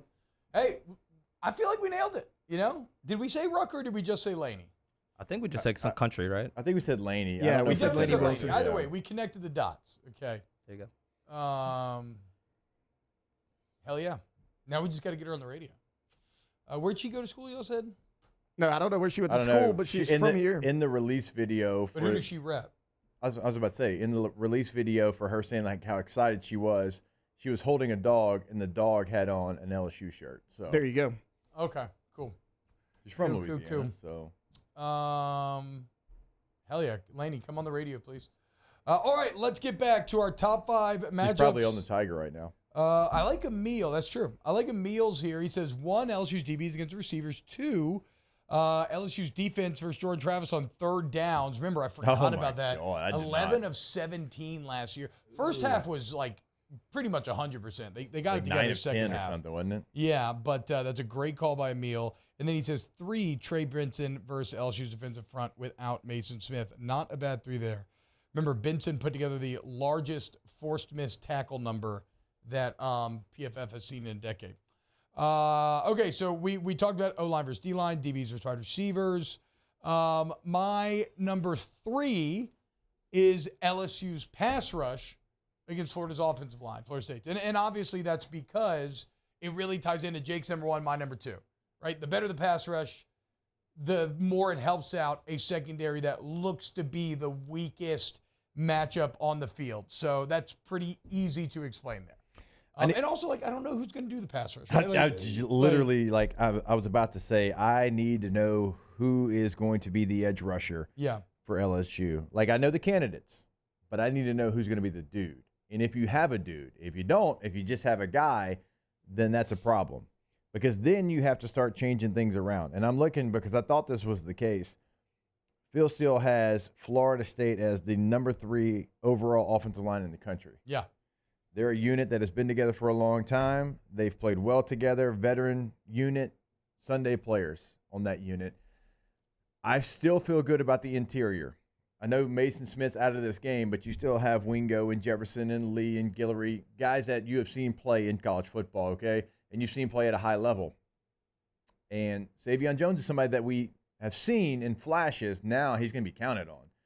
Now he's not going to be that edge rusher like B.J. Ojulari. He's going to be more the Ali Gay kind of defensive end in this defense. But, T, you got it. Because the last thing that you want to do is you're not getting rushed, and then you panic a little bit, and you're like, hey, we're going to move Harold Perkins back to the edge. Yeah. Right? Because you could have that ability. Because you could just say, hey, Omar Spates, Greg Penn, you're in the middle. Harold, you're back on the edge. Well, it could be in the game plan too. Anyway, on third downs and stuff. It could be. It most certainly is going to be in the game plan, but you don't want to have it be the game plan. Yeah. Because I'm not even saying it's a bad one, but you've talked all offseason about not wanting to do that because you feel like Harold Perkins is best kind of as a stack backer moving around. So if you had to do that quickly, if we start to see that more than we don't, then that's LSU showing you they have not yet found their guy to rush the passer. So it's weird. So, again, if we're scoring concern levels, still feel great about LSU's O-line, don't feel great about the DBs, don't feel great about the pass rush. I hope somebody steps up, finding the interior, everything Jake just said. Number 4, LSU's special teams versus themselves. And that's because last year they were an abject disaster. It ends up costing you the game. And you put so much into getting better this offseason. I mean, you fired your hand of the king if you're Brian Kelly, a brother in arms, the first person who showed up with you here in Baton Rouge, the person who did more than any other from a time standpoint with you in the beginning to cobble together this roster out of nothing and get the transfers and everything else and all the roster management. You fired that dude. So look, you go out and you get Aaron Anderson, right? To try to solve. You've put so much into getting better here. You have to be better. Without question, it was just the worst I've seen. LSU is so prideful in special teams and their championship runs, and you could go name by name by name. And T-Bob, you were in those meetings as well. The pride that you had in it, you got to get that back. You've got to get that juice back. It is a true phase of the game. You cannot preach that enough. And last year was not even close to good enough. There's a standard of special teams at LSU, and you got to get back. And it starts with buy-in from everybody on the team, right? It starts with personnel. No one outside of number 5, Jaden Daniels, number 4, Harold Perkins, and number 0, Mason Smith, and number 8, Malik Neighbors. Everybody else, you're available. Mm-hmm. Would y'all agree? Would y'all add a name to that? I think you nailed it. All right. Everybody else, I'm not saying you're going to be, but you might. You might be on teams. Obviously, the offensive lineman, you'll be only on field goal and extra point. Because that's what you need. You need willingness. You have to want to go down there, and you have to want to cover a kick. You want to block for your guy. And then you got to find the guy that's dangerous with the ball in his hands and not just fair catching. Yeah. Look, I mean, they can put me back there to fair catch. I'm not going to do anything dynamic after I catch it, okay? You have to have someone who makes coaches nervous. They have that now. So all those things have to show up, and they got to show up in this game because last year it cost you. It cost you certainly in this game. It didn't cost you maybe against Tennessee. That game got out of hand. But it got out of hand quick because you didn't handle the opening kickoff.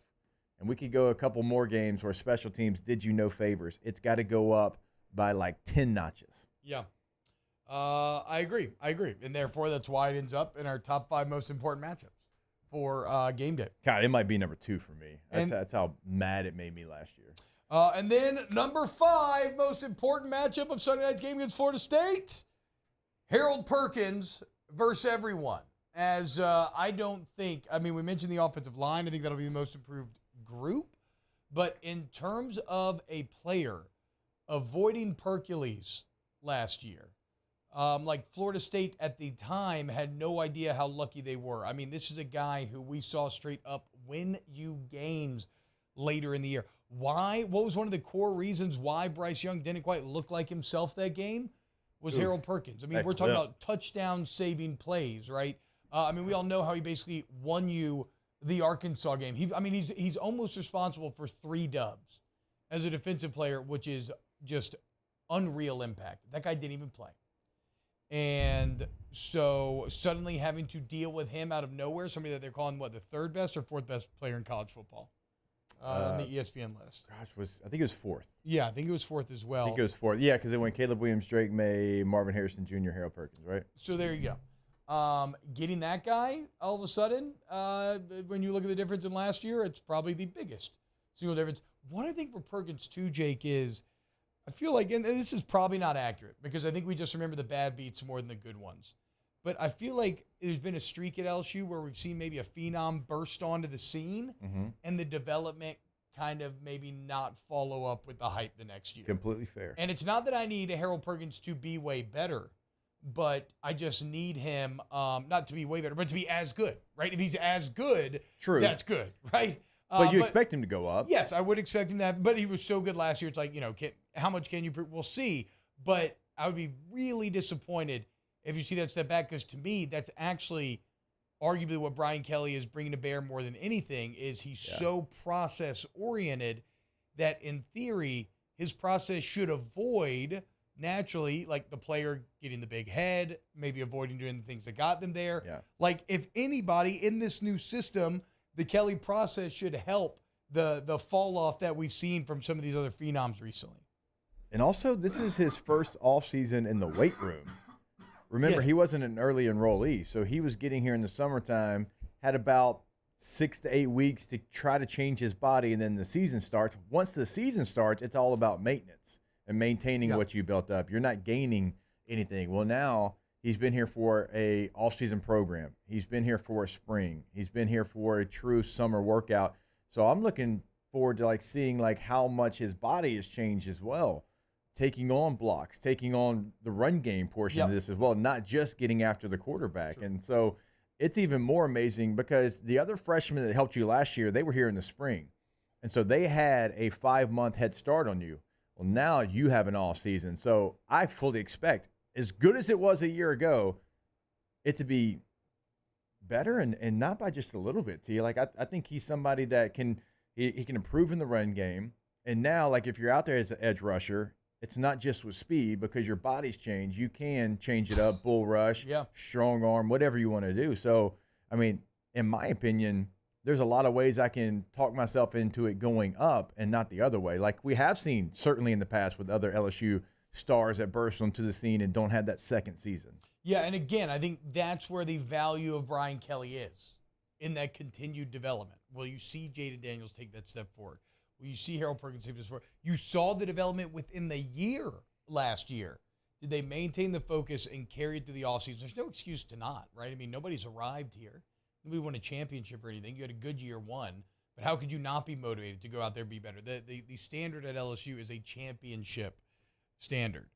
Bilbo says, I'm worried about Jared Verse. His dog. Jared Verse is a dog, but so are Emory Jones and Will Campbell. I'm not saying Jared Verse may not have a moment, but overall, I'm not worried about him ruining your day because I actually think that LSU's guys are up to that task. It's no disrespect on Verse. I just think you have very good NFL guys as well.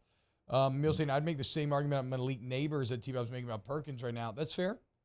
A guy who, what were his stats coming out of last year's game?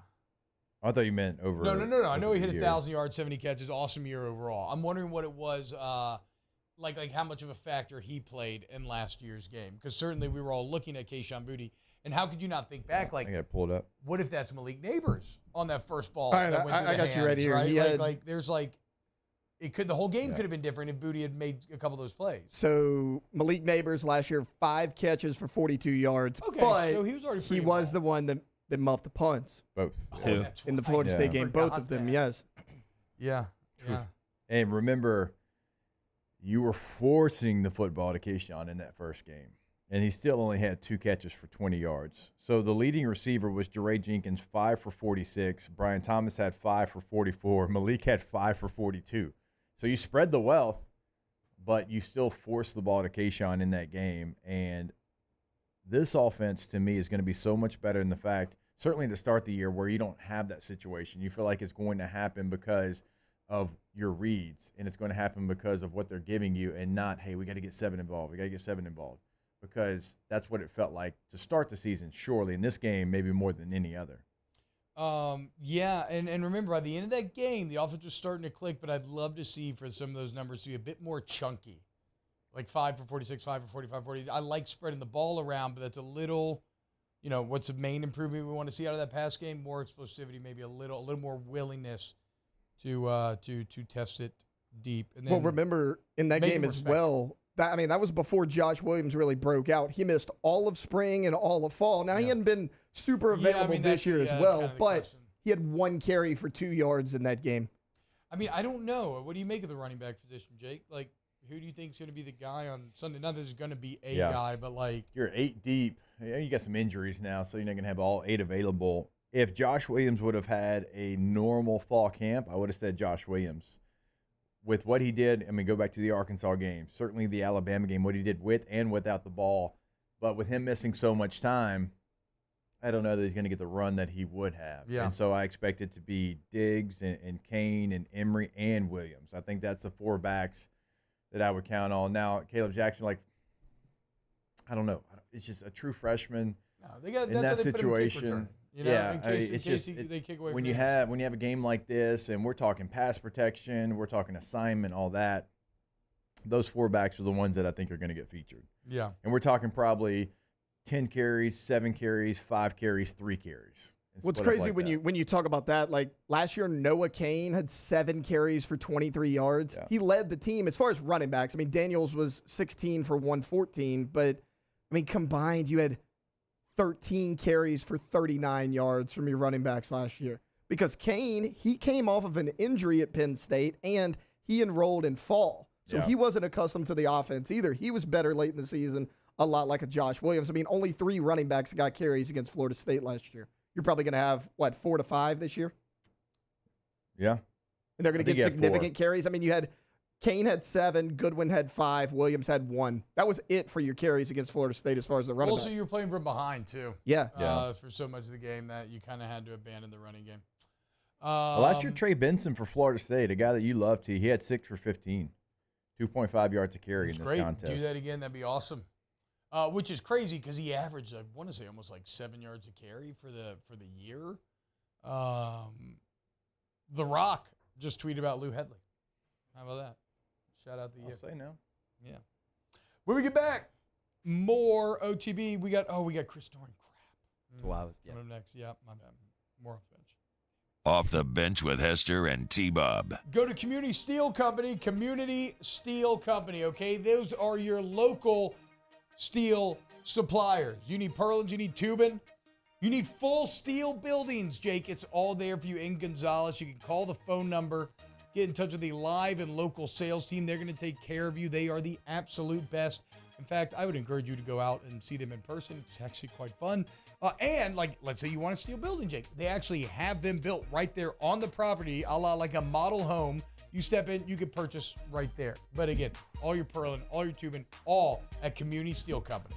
Yeah, you can go to the website, communitysteelco.com. But like we always tell you, a couple different ways you can actually interact with them. Now, you can go into the building there in Gonzales. They would love to have you there. It's a great environment. Come hang out with them and check out everything T-Bob's talking about. But also, you can give them a call. You can pick up the phone, talk to someone that is there in that same building, 225-647-2020, 225-647-2020. Our listeners fire off their opinions on the jimsfirearms.net hotline at 499-1045. Keep listening for your next chance to shoot us your thoughts with the jimsfirearms.net hotline on 1045 ESPN Baton Rouge.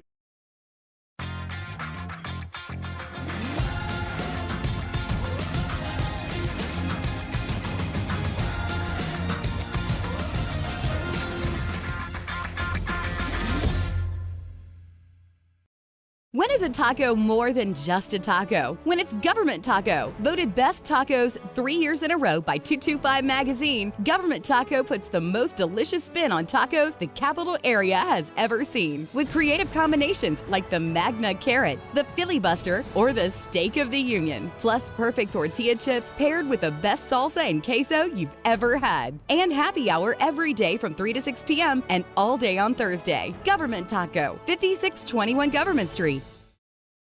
BRAC teamed up to reimagine your parks, and you imagined big. With your help, we went to work, creating 12 beautiful community parks across the parish.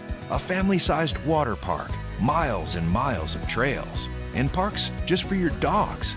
There are more places to splash, to explore, to run wild, and even soar. You imagined, we delivered. Gold. BRAC, your #1 park system in the nation.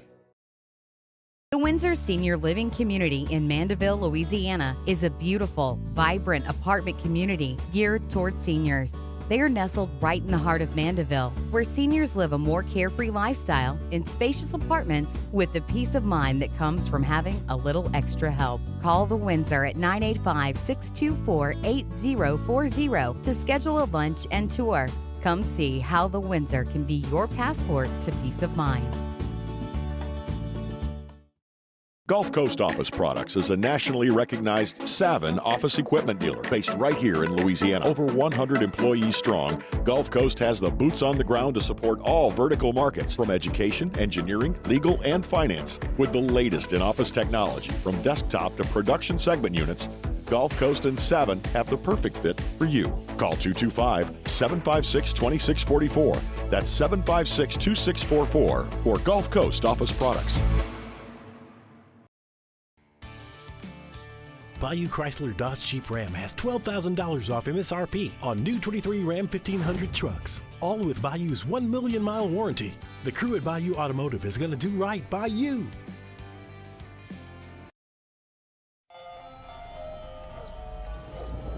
Hey there, little buddy. What's the matter? What's the matter? My windows, siding, and my door. That's what's the matter. Relief Windows can fix all of that. I got you. What's up? Oh my gosh, look! Curb appeal. That's a good. It's Kate Voisin, inviting you to join me, Coach Todd Black, and Coach Jimmy Roy for the next edition of Louisiana Prep Weekly. This week's special guest is Struma head football coach Sid Edwards. Louisiana Prep Weekly, wins and 8s at 6 on 104.5 ESPN Baton Rouge. All-Star Toyota presents Off the Bench with Hester and T-Bob. ESPN Baton Rouge, New Orleans, Alexandria, and 1130 The Tiger. Yo, what's up? Chris Doring, Florida legend, SEC Network host, very in shape and good-looking adult male. He's got huge biceps and abs. CD, what's up, dude?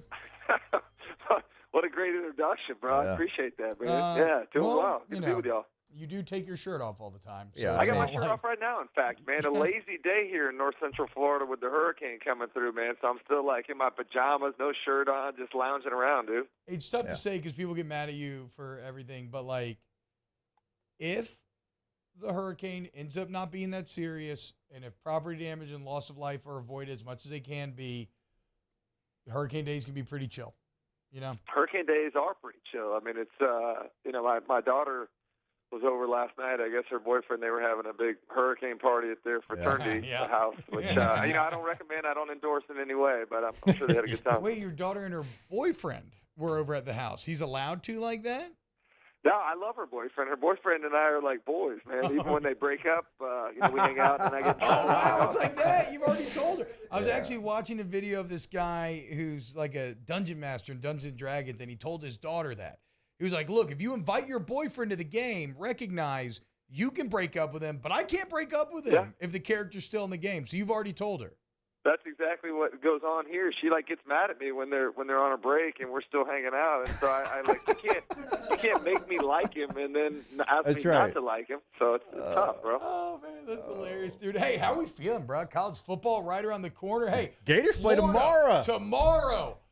Aaron Murray yesterday basically guaranteed a Florida win. CD, I love you. Boy. I don't see it. What's your read on Utah, Florida? Well, here's the thing. I was not, and you guys know this, I was not real high on Florida after the spring. When we were in Nashville for media days, I was asked on multiple shows whether I thought Florida would, win more than what Vegas has projected at 5.5 wins for their team total. I said at the time I thought they'd go under, but I've actually kind of changed my mindset. I've warmed to this team a little bit. It has to do with a lot of the stories that I've heard coming out of camp. I actually had a chance to attend practice on Sunday for the first time, and they look good. They look really efficient in practice. They look sharp. They look intense. I think they've added some really needed pieces. The offense is going to be better, I think, even though you lose Anthony Richardson as the number 4 overall pick. You got a guy in Graham Mertz that probably doesn't elicit a lot of excitement just by name, but he's come in and everybody's kind of talked about how he's grown into the leadership role there pretty quickly. Anthony Richardson was more of a quiet, laid back kind of guy. This guy seems to rally the guys around him pretty well, and the defense was a real liability. You guys remember that LSU game last year? You guys, I think, converted 60% of the tries, and a lot of them were 3rd and long. So that was an issue all year long. They're going to be better with the pass rush up front. They added some parts on the defensive line, and I think it'll help in the secondary with some of the inability to get home last year. Just killed those guys trying to cover for so long. So, CD, last year, 6-7, disappointing bowl loss to Oregon State. Wasn't a competitive game out there. I mean, you were there in Las Vegas. So, what's successful this year, though? Is 7 wins, 8 wins? What is a successful season for Billy Napier? Because last year, obviously, not to the Florida standard. Yeah, I feel like, I sit and ask other people the same question you just asked me, Hess, and I don't think it's applicable in this situation where Florida is right now in year 2 of Billy Napier's tenure. Obviously, getting bowl eligible, not being bowl eligible, the fact that Vegas thought Florida wouldn't be able to get there speaks to, where the program has kind of fallen to. And I think a lot of people are starting to figure out the major rebuild that Napier and his staff was tasked with. So I'd love to say, hey, just getting bowl eligible is what they need to do. The schedule is incredibly tough. It gets more difficult next year in 2024 as well. But I think what you want to see is a team that competes more at times. Last year, you saw body language and capitulation that I just, don't typically think is in alignment with a program that's on the rise. I want to see them be able to finish some of the close games they couldn't finish last year, play with a little more consistency. There are, I think, signs of growth that I want to see within the way that they play this year. But, if they get 6 wins, I feel good about that. Shane Matthews, who you guys may know as the former 2-time SEC Player of the Year, Florida quarterback, he's probably, his nickname's Eeyore. He's one of the most negative people around that I've ever been. And he actually believes, he's the color guy on the radio broadcast, he believes that Florida could win 8 or 9 this year. So the fact that he's endorsed Graham Mertz the way he has means a lot, and this team. So I think if Florida wins 7 games, they should be high-fiving one another probably. Yeah, Graham Mertz is interesting. Even one of his Wisconsin coaches came out and said that he didn't feel like they used Graham Mertz correctly. So we'll see. Second opportunities and all that. But on tomorrow's game, CD, do they beat Utah in Utah? Here's the thing: is when I mentioned that 5.5 win total that Vegas put out, I didn't expect Cam Rising to maybe not play. I know they listed him at the top of the depth chart, but I think he's at the top of the depth chart when he is available. I'm not sure what his availability is, and even if he plays, how healthy is it? Brant Keefe, the tight end that lit Florida up last year for 9 catches, 105 yards, and a touchdown, probably won't play either. So I actually think they catch a little bit of a break, and I know it's going to be tough playing at altitude, and I know it's going to be tough playing in that environment that I've heard so much about, but I actually think Florida's pretty focused here, man. I early in the year, you'd ask me if I thought they were going to win. I'd say no, but I've kind of revised that. I think they're going to go out there and surprise some people. Oh, that would be a big surprise. It would be just knowing Utah. This isn't even really a Florida situation, CD. It's just Utah, and Cam Rising, I can't imagine he doesn't play in that game. I mean, he plays quarterback like a fullback, like sometimes to his detriment. But I feel like he's going to be ready for that game. But, gosh, if Florida can find a way to get this one, because you and I talked about it, it doesn't get any easier. Their schedule is brutal. I mean, they got Tennessee coming up here pretty shortly as well. And so, but if they can steal a victory here. I also think they catch a break with that, too. I mean, Joe Milton, your starter, we're all in on, but he hasn't really played in one of the more intimidating venues in our conference. So the first game that he's going to start in one that's in that kind of category is here in the Swamp in September. Like, if you were catching Tennessee in late October or November, it could be a different story with that team kind of gelling and seeing where Joe Milton truly is. But I actually think the schedule, as difficult as it is, you and I talk about it a lot when we do our podcast and stuff. It's all about where the games fall. And so I think they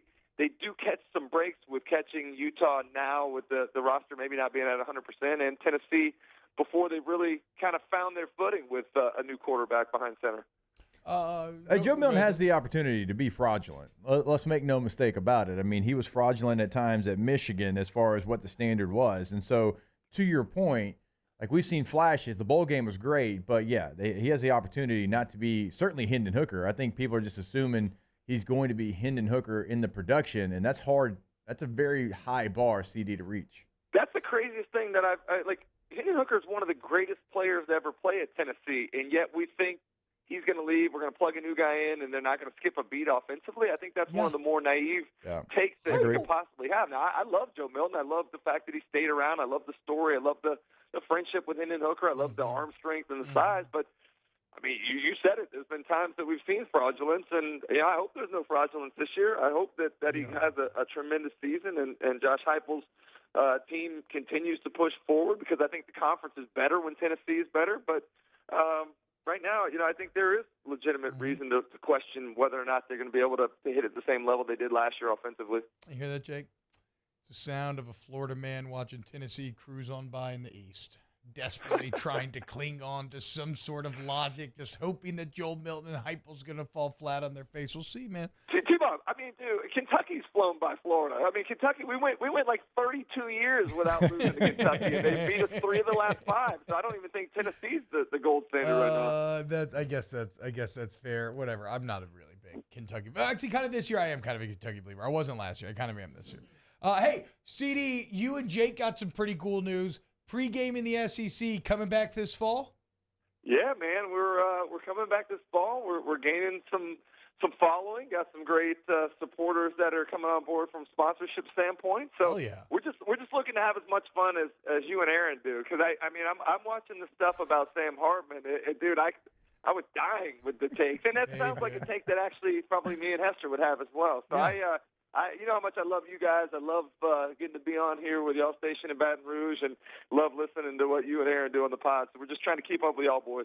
That's right. Hey, I think we're actually laying down the first episode tonight. We got to get this in before Florida takes on Utah. So, I mean, we are firing this thing up, CD. Yeah, time to get going, man. I think once we were in Nashville, we were like, man, the season's here. And then you got to wait a whole nother month. Yeah. But it is legitimately here. It was fun watching Vandy play on Saturday night, and I'm heading to the studio tomorrow to get ready for. I'll be in the studio. I got Thursday, Friday, Saturday, Sunday, Monday. Ooh. So it's a big weekend here to carry off the year. When does Peter show up? Like Sunday, maybe? Part-time Pete. Yeah, Part-time Pete's in. He's in like a little, like maybe an hour on Saturday, and then shows up. He and I got our morning show actually on Friday morning, which is a lot of fun to do. Yeah, so that's the only reason he'll be there is because it's on TV. Yeah, that's right. Yeah. Chris Doering, the legend. You catch him everywhere, but now you catch him on pregame in the SEC with him and Jake Hester. CD, thank you so much, man. Hey, appreciate y'all, boys. Talk to you soon. Yes, sir. CD. All right, so look, y'all, we went very long there, but that's one of our favorites. I knew we wanted to go long, so we're going to have a very short segment when we get back. But coming up hour 3, we're going to give you our CFB predictions. And again, I told y'all, I figured it out. I cracked the puzzle. I guarantee you, if you bet my picks, you're going to make thousands of dollars. More Off the Bench coming up next. Off the Bench with Hester and T-Bob. Am I allowed to say that? Am I allowed? Is that like financial advice? I don't know. Well, allow me to offer some litigious advice. If you need somebody who's going to fight for you in the courtroom, you want to get Gordon, you want to get it done, 225-888-88, okay? Follow him on social media at Get Gordon. Look, the bottom line is that when you're talking about Gordon McKernan injury attorneys, the proof is in the pudding when it comes to getting their clients the best. And it's now extending to your favorite LSU players, as many of them now on the G team. You can check out some really cool sit-down interviews on social media at Get Gordon. Remember, the Billboard contest last day to enter is tomorrow. So if you have a Gordon McKernan Billboard idea, go enter the contest. Get Gordon, get it done today. Go to getgordon.com. You know, a lot there on the website, including have a chat with them live right there. So if you can't get to the phone, if you can't dial the 8s here in Louisiana, you can get it all done on the website, getgordon.com. Get Gordon and get it done. In times of need, get a full list of phone numbers, websites, and other important emergency information on the Demco Stormwatch page at 1045ESPN.com. Bayou Ford has $8,000 off MSRP, plus 1.9% financing on new 23 Ford F-150 XLT trucks, along with Bayou Ford's 1 million mile warranty. The crew at Bayou Ford is going to do right by you. Make this summer your backyard party year with Chris's Specialty Foods. Wings, burgers, brisket, steak, and boudin, plus great Cajun side dishes. We do all the prep, and you enjoy laughing with friends and family. Chris's Specialty Foods, Millerville, New Orleans, Prairieville, and Frisco. Everybody loves Chris's authentic Cajun meat.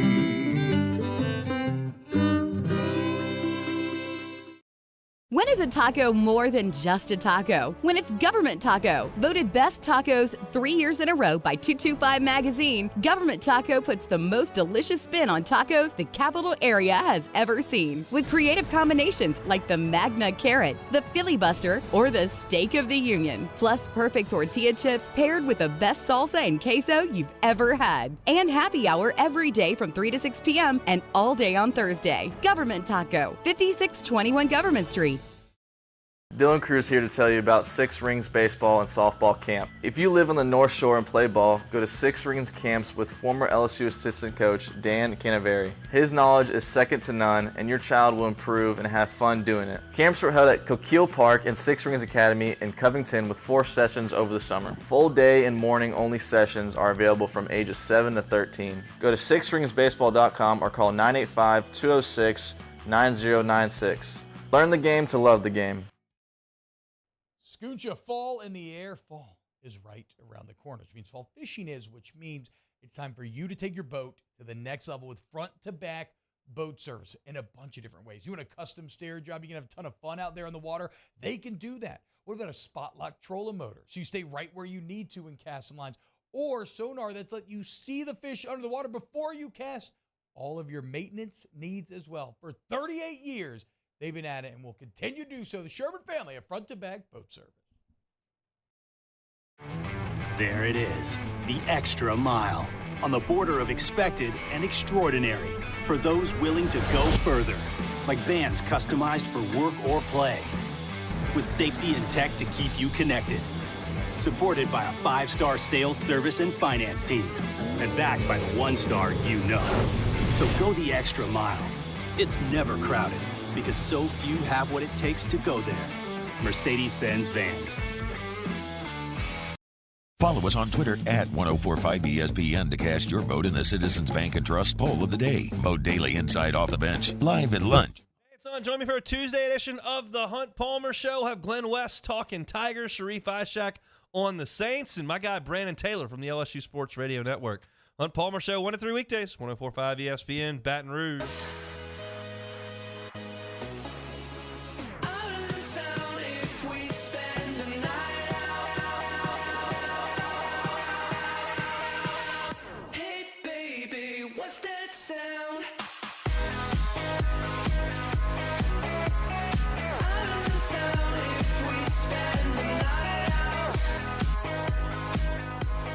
All-Star Toyota presents Off the Bench with Hester and T-Bob. ESPN Baton Rouge, New Orleans, Alexandria, and 1130 The Tiger.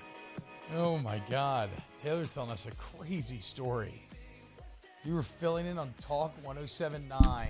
107.3. 107.3, what did I say? 107.9 was like that was an Atlanta station that we used to listen to all the time, so it's burned in my brain. But, so you're on Talk. filling in doing a news show, which is already Yeah, I had to solo host a 3-hour news show. 26 years old? Oh, no, this 25? was 3 years ago. Has it been that long I was now? probably Okay. 22, 23 at the time. So you have a 22, 23-year-old hosting a Louisiana talk news show on the day during the show when Edwin Edwards passes. Yes. Oh, he died like one to comment on the Edwin Edwards legacy. The news, like yeah, one the of the news. biggest figures in Louisiana politics. Well, here's the worst part. I had to announce on the air that Edwin Edwards had died, and I said John Bell Edwards. Luckily, Michelle Southern was there, like in studio at the time, and corrected me. Oh boy. Yeah. Off the bench with Hester and T-Bob. Oh, man. Okay, when we get back, hour 3, CFB predictions, previewing Thursday's games as well. Going to be a ton of fun. Stick around. Also want to remind you, Rejuvame Medical.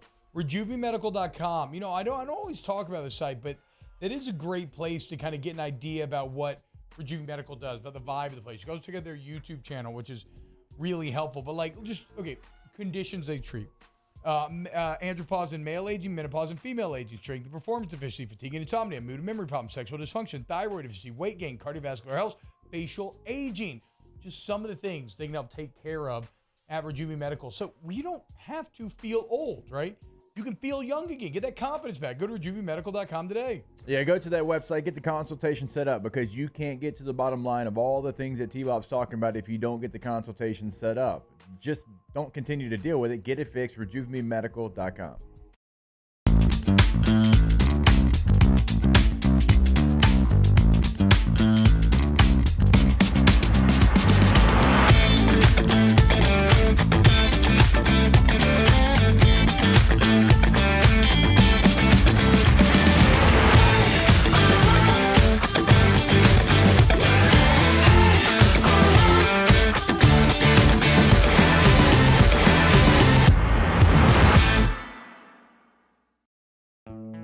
The importance of doing this fortified program and offering it to people down here is, number one, the only real chance you're going to get to do this is when you put on a new roof or build new. And through companies like HUDCO, who's kind of leading the way in this thing, it's going to offer the customers a huge advantage in the insurance market and the price of their insurance. You know, we're not looking to make a fortune off fortifying. We're trying to give you a better product than our competitor at the moment. I'm trying to do something that he can. I'm trying to give you something better. So a lot of these insurance jobs, you're getting a re-roof, you're only paying your deductible. Let's sit down and talk about the fortified and let's see what it does to your insurance premium. You're getting a steal. Yeah. You're getting a brand new roof and a fortified certificate for your deductible, essentially. And I think we're rocking and rolling.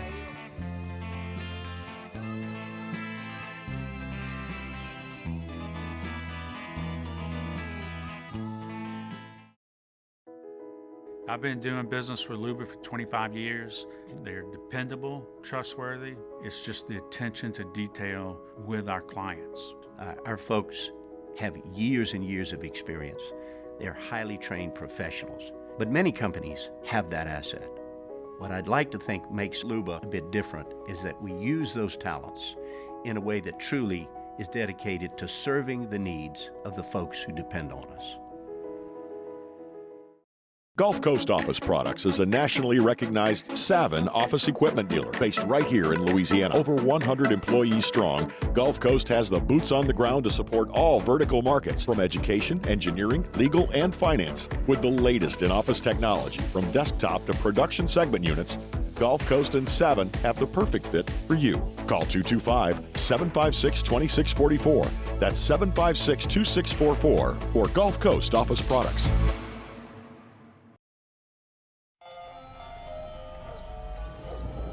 Hey there, little buddy. What's the matter? What's the matter? My windows, siding, and my door. That's what's the matter. Relief Windows can fix all of that. I got you. Pop, pop. What's up?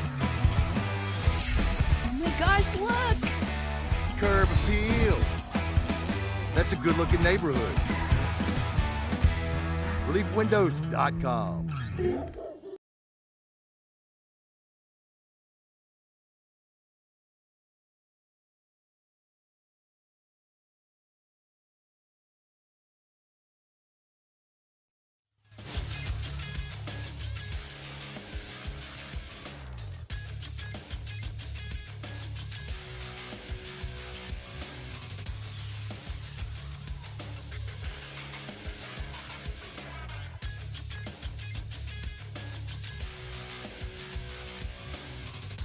Good morning, everybody. It is 9 a.m. on Wednesday, August 30th. Today in Baton Rouge, expect clear skies with a high of 96. If you missed hours 1 or 2 of the show, including our conversation with Chris Doring, you can now catch that up at the on-demand section at 1045ESPN.com. Hour number 3 of Off the Bench, live from the Mercedes-Benz Baton Rouge studio, starts now. All-Star Toyota presents Off the Bench with Jacob Hester and T-Bob Hebert. Yeah. Off the Bench with Hester and T-Bob. Hey, P, they said I got to come off the bench. All-Star Toyota presents Off the Bench with Hester and T-Bob. Yo, yo, yo.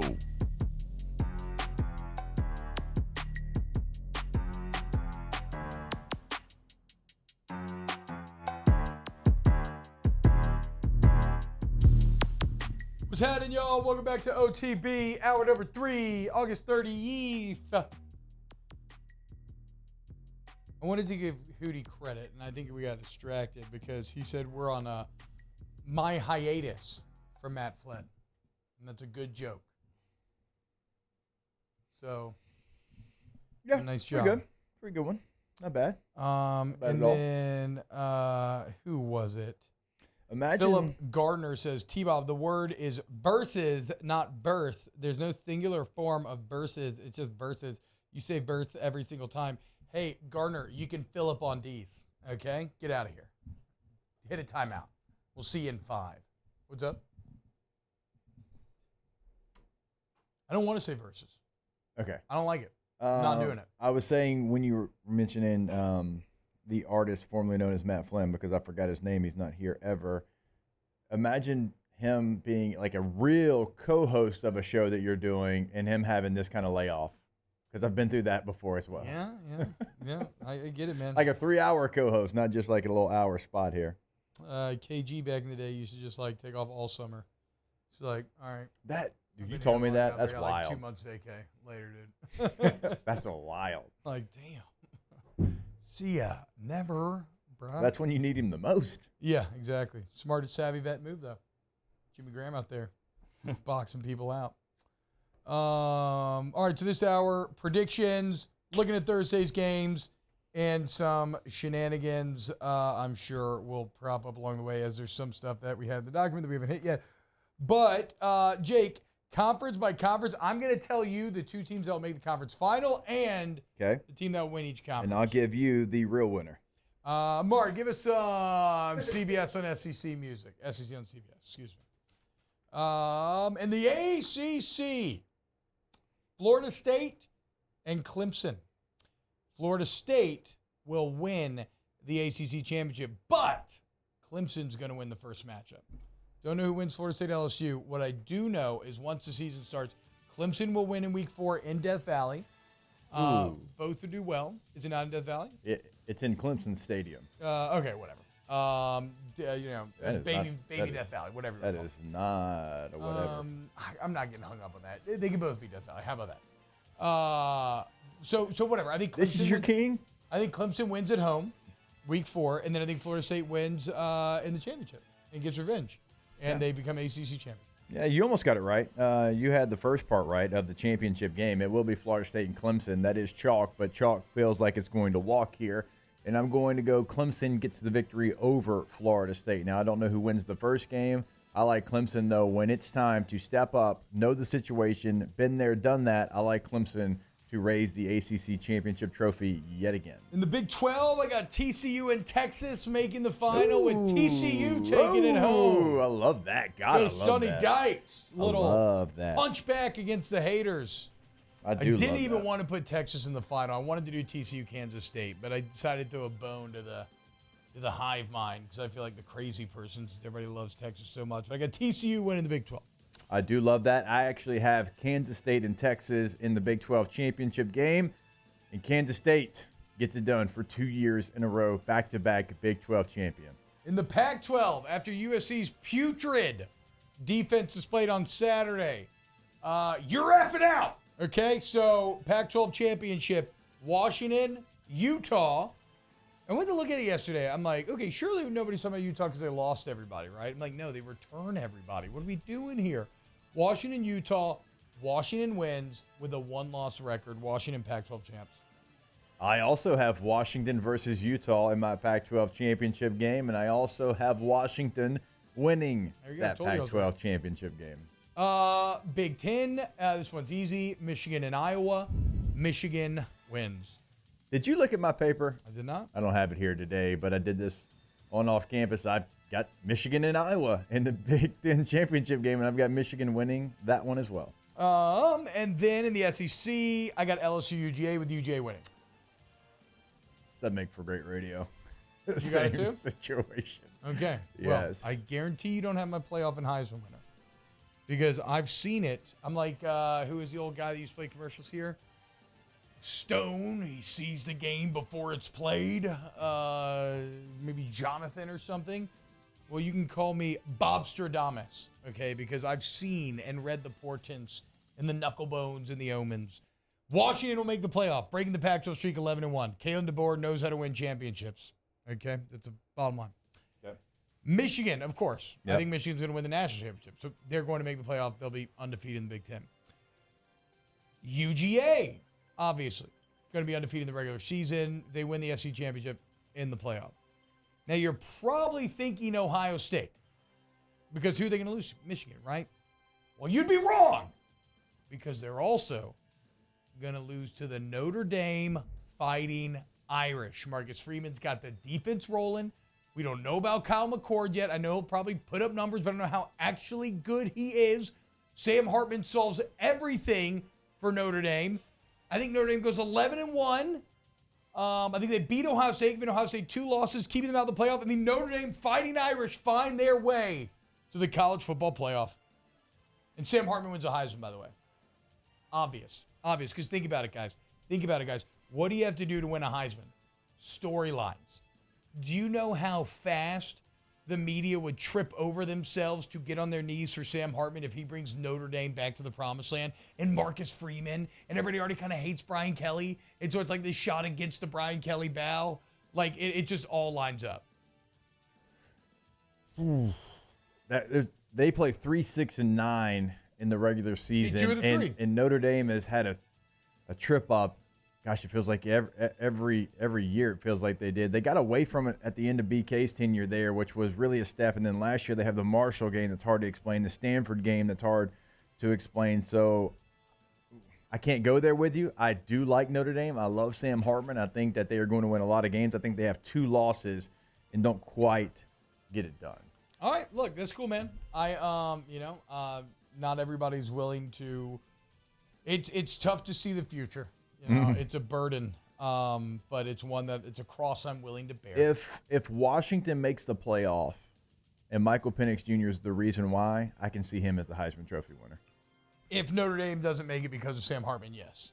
But if Notre Dame makes it because of Sam Hartman, it's Notre Dame, so yes. You better be damn sure that Sam Hartman's It's taking Notre that thing Dame, benefit of the doubt, but it's got to look a certain way just because you're the Notre Dame quarterback. As a Heisman Trophy voter myself, it's not going to be just because you play at Notre Dame. It's going to be the totality of your season. Where did you lead your program? Where's your program kind of end up? And, Michael Penix Jr. gets Washington to that point. He's playing well. He'll be right there with Sam Hartman. He will be. He'll be in New York. Yeah. Don't think he'll lift it. Blake Corum would also be the other Heisman answer that we would accept. Donovan Edwards might take carries away from him, and True. might be in a situation where you have 2 really good backs, and Corum has a massive year, but not massive enough because of the split carries. Sure. So there it is, though. I told you. Okay, you heard it here first. Conference champions of Florida State, TCU, Washington, Michigan, UGA. Playoff teams, UGA, Michigan, Washington, and Notre Dame. You got UGA, Michigan. Oof. I would go UGA, Michigan, Washington, Clemson if I'm going off my predictions. Yeah, you would. If LSU runs the table and has a close loss to UGA in the SEC championship game, they'll be in that conversation as well. Certainly, if you have a 1-loss Pac-12 champion, a 1-loss ACC champion, LSU would be in that conversation. Emil says, really putting too much on Notre Dame being a service academy school. Look, that's all I'm going to say. Again, look at how they beat them compared to last year. Look at the one thing that Notre Dame was missing, which was a quarterback. They now have a quarterback that seems elite. Marcus Freeman's going to get the defense. Like I said, I trust that. But look, sometimes you just gotta feel these things in your nuts. Like at the beginning of the year, Buckeyes? when we said that Tennessee, I think Tennessee's a top 5 team in the entire country, and everybody thought that was crazy. I mean, that ended up where they ended up spending the majority of their time. I had a similar testicle tingling yesterday when I started thinking about Sam Hartman and Notre Dame. So I don't know what to tell you. I guess I just told you what I needed. Yeah, you kind of did. You kind of told us what it was. I think that Sam Hartman unlocks a lot of things for Notre Dame. So I'm not even disagreeing with you that they could be a step above where they were, because they have multiple ways they can beat you. They can line up and run the football. Now they have Sam Hartman. They can throw the football. But for the schedule, that's where, like, you got to go to NC State. You've got Ohio State. You got to go to Duke. You got to go to Louisville. You've got USC. You got to go to Clemson. You've got Pitt, who's not a bad football team either. It's just, yeah, sounds like a team that's going to be ready for the big boys, ready for the storm. if they go with only one loss in that schedule, then yeah, they deserve to be there depending on what happens around them. Tornado, do you have to ruin all those decent picks with an off-the-wall ass pick? Okay. Look, we'll see. We'll see now, won't we?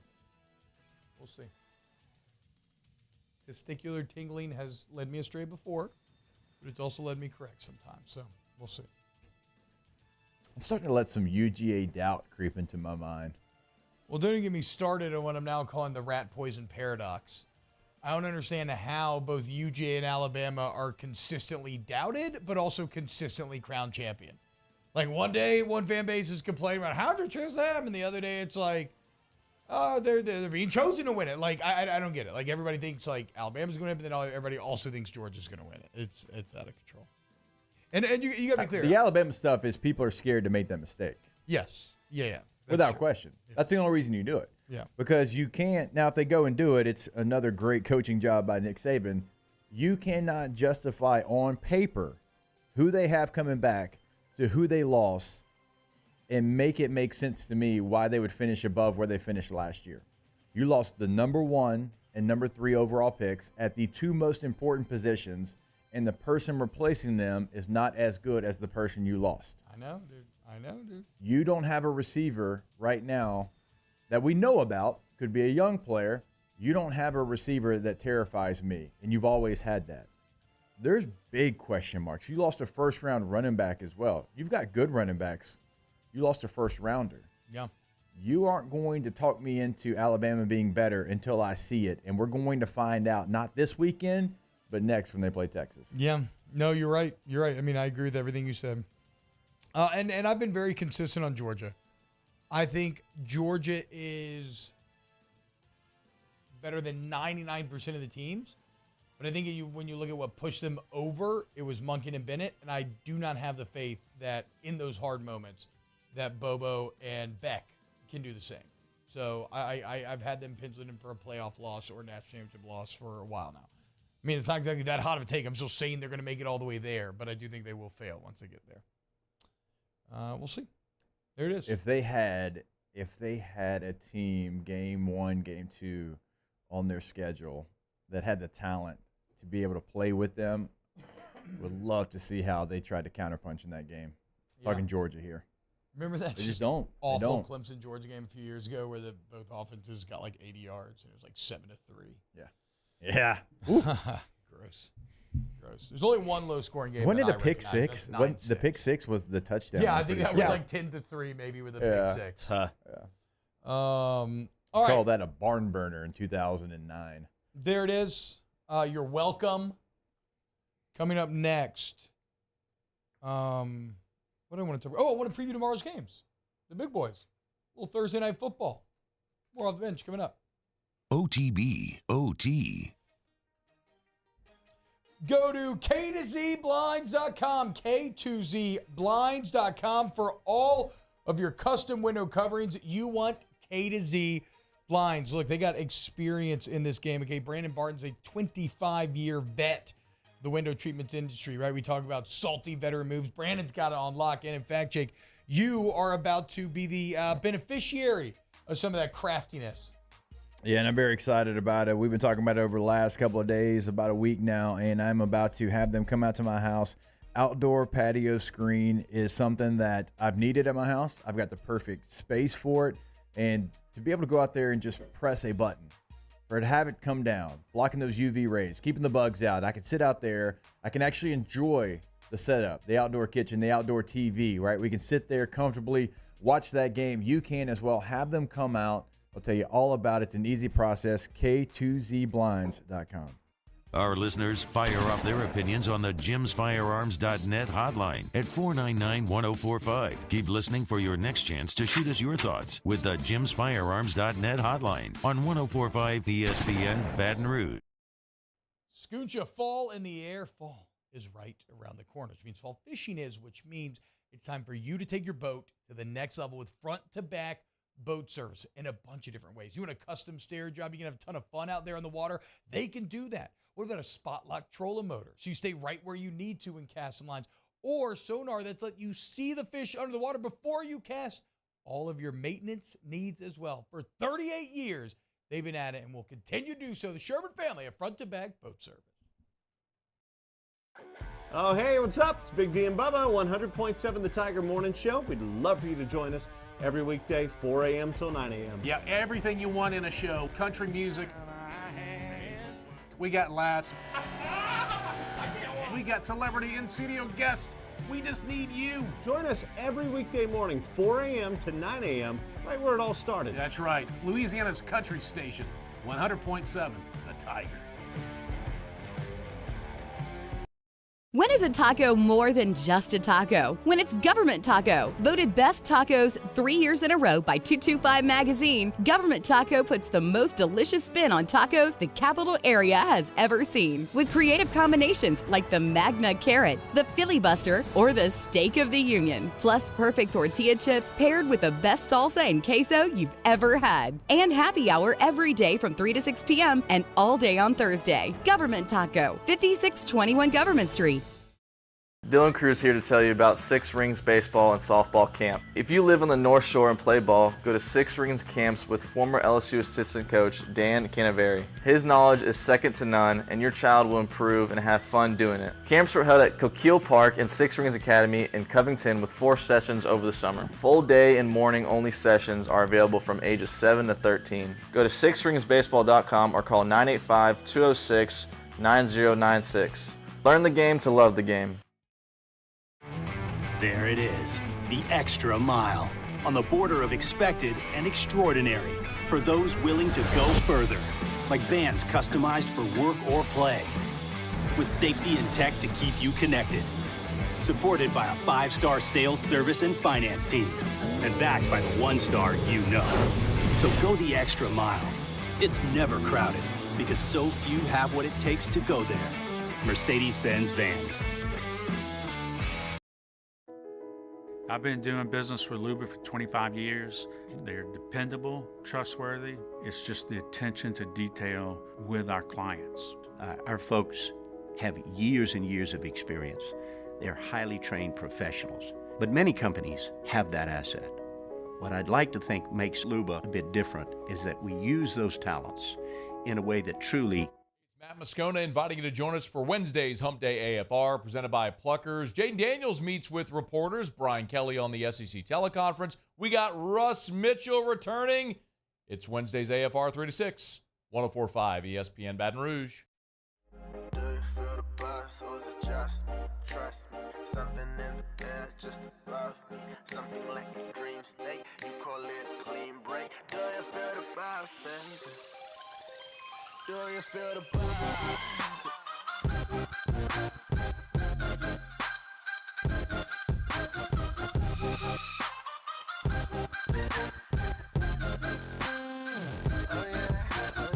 OTB OT with Hester and T-Bob on 104.5 ESPN Baton Rouge and 94.7 ESPN Alexandria. So, dude, welcome back. OTB. Thursday night football getting ready. And what does Ethan Kaliak minus mean to you? I'm going to explain a little bit. Was what? Ethan Kaliak Manus. Kaliak Manus. don't know. DJ Uangulele. Kalegmanis? Yasis? Kalispera? Kalimera? Kalegmanis. The Greek rifle? BJ Flex quarterback? I didn't know about him until yesterday either. But let's talk about some Thursday night football. Football season beginning tomorrow. Many people not agreeing with my Notre Dame take. Someone saying SCT Maverick saying, why is everyone so hyped about Michigan, a team coached by Harbaugh, a proven choke artist? Book it. He does the pencil emoji.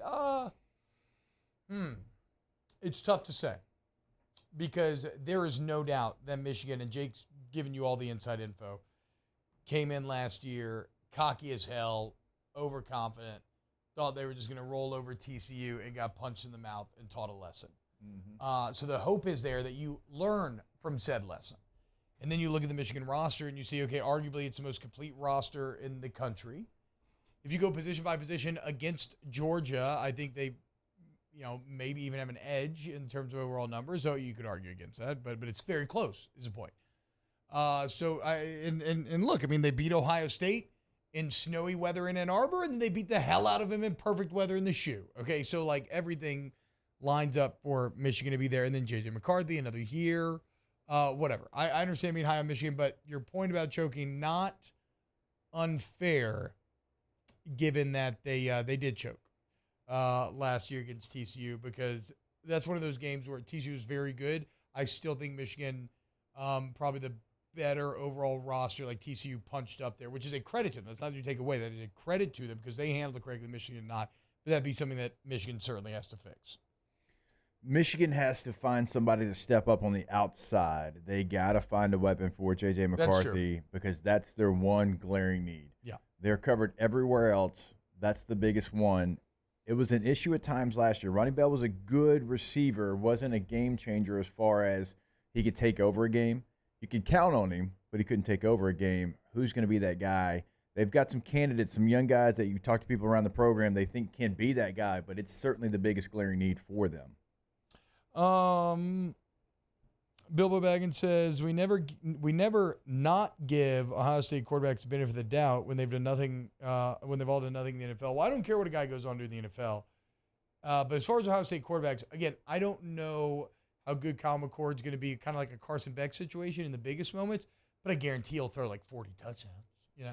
It's just that's what happens every single year in a Ryan Day offense. So I'm not worried about the statistical output of Ohio State and their quarterbacks. It's just whether or not that team, because Michigan beat that ass 2 years in a row now, really bullied them. And it's just a question of whether or not Ohio State can punch back. And right now, I feel like Ohio State's a little soft. I don't know. I can't go there. I think Ohio State's tandem of running backs is kind of slept on. The receivers we know about. They got some really good edge rushers. The defense has to certainly step up. The defense sometimes in the biggest moment went away, and that's been the story for a couple of years now. Yeah. But it still just falls back to quarterback because if they get good quarterback play, they'll still be right where they were with kind of an opportunity. Now, to me, they're going to get good quarterback play. Like, I actually don't doubt that. that. Because, like, their last three quarterbacks have been first-round picks. Yeah. Everybody throws for – I mean, I've looked up the numbers. Ever since Ryan Day showed up, everybody for Ohio State just throws for 40 touchdowns at least. Yeah. I mean, they had a third-string quarterback come in and win a natty for them in 14. To me, they're like USC to a lesser degree. Like, great offense, just don't trust their defense quite yet in the big moments. I mean, but that's a little disrespectful because USC's defense is it's lesser degree. It's not that extent. Let's see here. Oh, sorry, go ahead. No, I'm saying they've had moments but in the biggest games is where the defense has kind of gone away. Yeah, so I want to say that Ryan Day showed up after the final, or maybe 17? Between 16 and 17, and that's when J.T. Barrett jumped from 24 touchdowns to 35. Then that went to 50 touchdowns for Dwayne Haskins. Then that went to 41 touchdowns for Justin Fields. Then in an 8-game season, he had 22 touchdowns.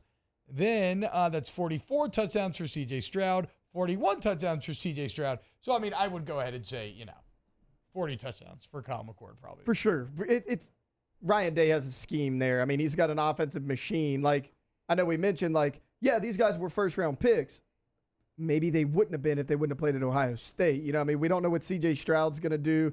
Justin Fields is still up in the air. I'm not a believer. I know a lot of people are. And then Dwayne Haskins, his career didn't pan out like everybody thought it would. I mean, he didn't live up to the first-round billing either. So it's like, how much of it's the QB, but how much of it is Ryan Day's system? Yeah, I agree. All right, so Florida-Utah tomorrow, though, Jake. Me and you think Cam Rising plays. I think Utah wins. I think Utah would not have won this game last year. Or excuse me, I think Florida would not have won this game last year if not for Anthony Richardson. And they don't have Anthony Richardson. I think Graham Mertz is that. And you could say, T-Bob, Anthony Richardson didn't end up being that good the whole year. I get that. But in that singular game, the only reason they won is because of the stupid plays he was able to make. I don't know that Graham Mertz, like Anthony Richardson represented a threat for a tough Utah defense because he just kind of overpowered them with athleticism. I don't believe Graham Mertz can do that, and so I think Utah will be able to contain him. Yeah, I can't see a way that Florida goes to Utah in the altitude and is a tougher football team than them. I can't see that. Because I say that because Florida's two best players, in my opinion, are their running backs, and you're playing into Utah's strength. Yeah. Right? If you want to run the football at them, that's fine. They'll take that and they'll run with it. They'll be A-okay with it. And can Graham Mertz do enough against that Utah defense? Because Utah's going to score too. Utah's going to have success. And fully expect Cam Rising to play. But even if he doesn't, like, they are set up. They've got a young quarterback that they believe in. Not Cam Rising, but they're not going to have this huge drop-off. I can't get you a path where I have Florida winning the game because of everything T-Bob said. They had a unicorn at quarterback last year. Now, a very inconsistent unicorn, but they had one that could do things that nobody else could do, and he did them in that game. He didn't do it all season long, but he did it in that game, and Utah still should have won. Yeah. They're throwing the ball in the end zone to win the game. And they got the revenge factor. I mean, this is a very good Utah team that's so sick of constantly being disrespected. Like, if we were to contextualize it with things like season records, conference championships, no one would be choosing Florida. It's just that you know that Florida's recruited, better from a pure star perspective, and they're a bigger brand, and Utah's in a bit of the TCU category where no matter what they do, you refuse to validate them. And so, but again, if you were an alien coming down just looking at numbers and resumes, you'd be like, no, Utah's the clear favorite here. And yet they're only a 4-point favorite now at home. So like Dorian was mentioning, there seems to be some Gator momentum head on there. And no, I'm not scratching my back, y'all. Scratching my butt. I am kneading my lower back. I just started to lock up for some reason, maybe standing up too much. But some of that, and look, CD he's really honestly, of all of us that do this, like for his school, like he will say things like pretty truthful. Like he's going to keep it. But you know how it is, T. As you get closer to the season, even a bad team, you're like, hey, maybe we got it. The expectation never really goes down. Yes. It always goes up right before the season. And it's Florida. They've got guys, but do they have enough dudes? I know Utah does. I know some of the guys and dudes on that team, and I also give them the coaching advantage in this matchup. I mean, Whittingham is a guy that's a top 10 coach in the country. Every list. Doesn't matter what list you look at. You don't think that the Pac-12 champion has a bad taste in their mouth losing to a subpar SEC team? That's what I'm saying. I mean, I agree. And you said Utah's got dudes? I think you mean they got Utes. Utes. Yeah. Utes? Who am I, Joe Pesci? Oh, it's the Utes. You can't trust them. They're out here just running around the streets. You know the youth? It's the two Utes. Yeah. Utes. That was a bad Joe Pesci. You're usually pretty good. What? Dudes and Utes isn't good? When it's literally Utes, it's right there? I mean, okay. Taylor's looking kind of confused at you. I was trying to workshop a Joe Pesci thing the entire time. No, I mean, I know the movie reference. I actually don't even know what movie it's from. It's from My Cousin Vinny. It his is from favorite. Yeah. He almost named his dog Vinny. That's why I said, so I said Joe Pesci because of My Cousin Vinny angle. I didn't know that he's literally talking about the Utes. No, the Ute, because he was talking about the two young guys, but he said Utes because he's from up north, and he's like, what's a Ute? He goes, Utes. Yeah. Yeah, okay, exactly. See, it's like Utah. Yeah, the Utah Utes.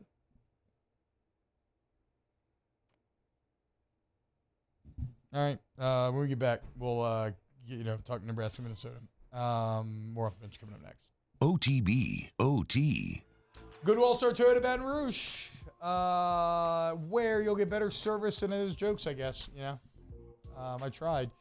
But when they try, they do. Okay? And so for you, your family, and look, if you need to resell a vehicle, again, value remains massive where you can turn right back around, have a bunch to put into maybe a Toyota certified used vehicle, maybe a brand new vehicle, maybe a hybrid, maybe a big Tundra, maybe a minivan, whatever the case may be, it's all there for you at All-Star Toyota Baton Rouge. It is, and it's there if you're buying new, if you're leasing, or if you're renting. Full fleet's available on all those. Now, certainly you're buying new, you're like, yeah, of course it is, duh. But if you're leasing or if you're renting, that's not the case everywhere. Everything's available. So if you need a full-size SUV, mid-size SUV, multiple trucks, multiple sedans, multiple hybrids, all that's going to be available for you. So if you're heading off to Orlando and you're like, hey, we don't need the big SUV. We just need a sedan, something better on gas mileage. They've got that for you. If you have a large group and you need more room, they got the Sequoia for you. You can rent that again. Per day rental prices all on the homepage of the website. Go to it today, All-Star Toyota of BatonRouge.com. In times of need, get a full list of phone numbers, websites, and other important emergency information on the Demco Stormwatch page at 1045ESPN.com. When it comes to ending cancer, we push forward, always working together for you.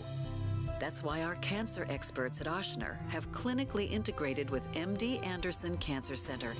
This means advanced cancer care, including access to life-saving clinical trials and integrating care to treat the whole you. Introducing Ochsner MD Anderson Cancer Center. Long live you. Gulf Coast Bank and Trust is giving our customers the power to bank anywhere, anytime during this challenging event. And we're right there with you. Our mobile banking app is a smart way to manage your money and time. Gulf Coast Bank and Trust, the bank that cares about you.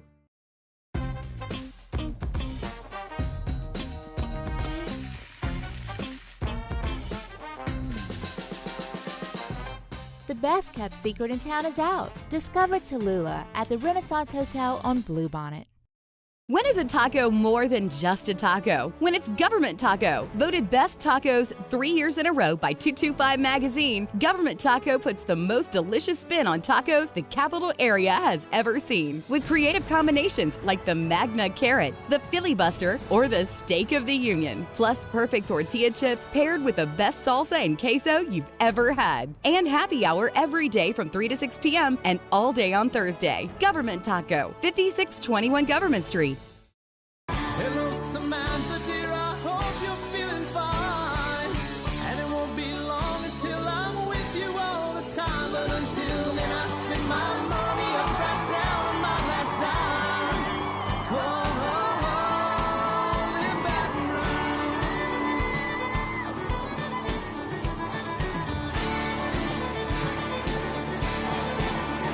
I'm ready, what you put me on through. Gotta send my love down to Scooncha, fall in the air. Fall is right around the corner, which means fall fishing is, which means it's time for you to take your boat to the next level with front-to-back boat service in a bunch of different ways. You want a custom stair job, you can have a ton of fun out there on the water. They can do that. What about a spot lock trolling motor? So you stay right where you need to in casting lines. Or sonar that's let you see the fish under the water before you cast. All of your maintenance needs as well. For 38 years, they've been at it and will continue to do so. The Sherman family of front-to-back boat service. Gulf Coast Office Products is a nationally recognized Savin office equipment dealer based right here in Louisiana. Over 100 employees strong, Gulf Coast has the boots on the ground to support all vertical markets, from education, engineering, legal, and finance. With the latest in office technology, from desktop to production segment units, Gulf Coast and Savin have the perfect fit for you. Call 225-756-20. Jimmy out, Charles Hannegriff. It's live at lunch, live from the original walk-ons on Burbank. Got picks, games to break down. It's live at lunch, live from walk-ons on 104.5 ESPN Baton Rouge.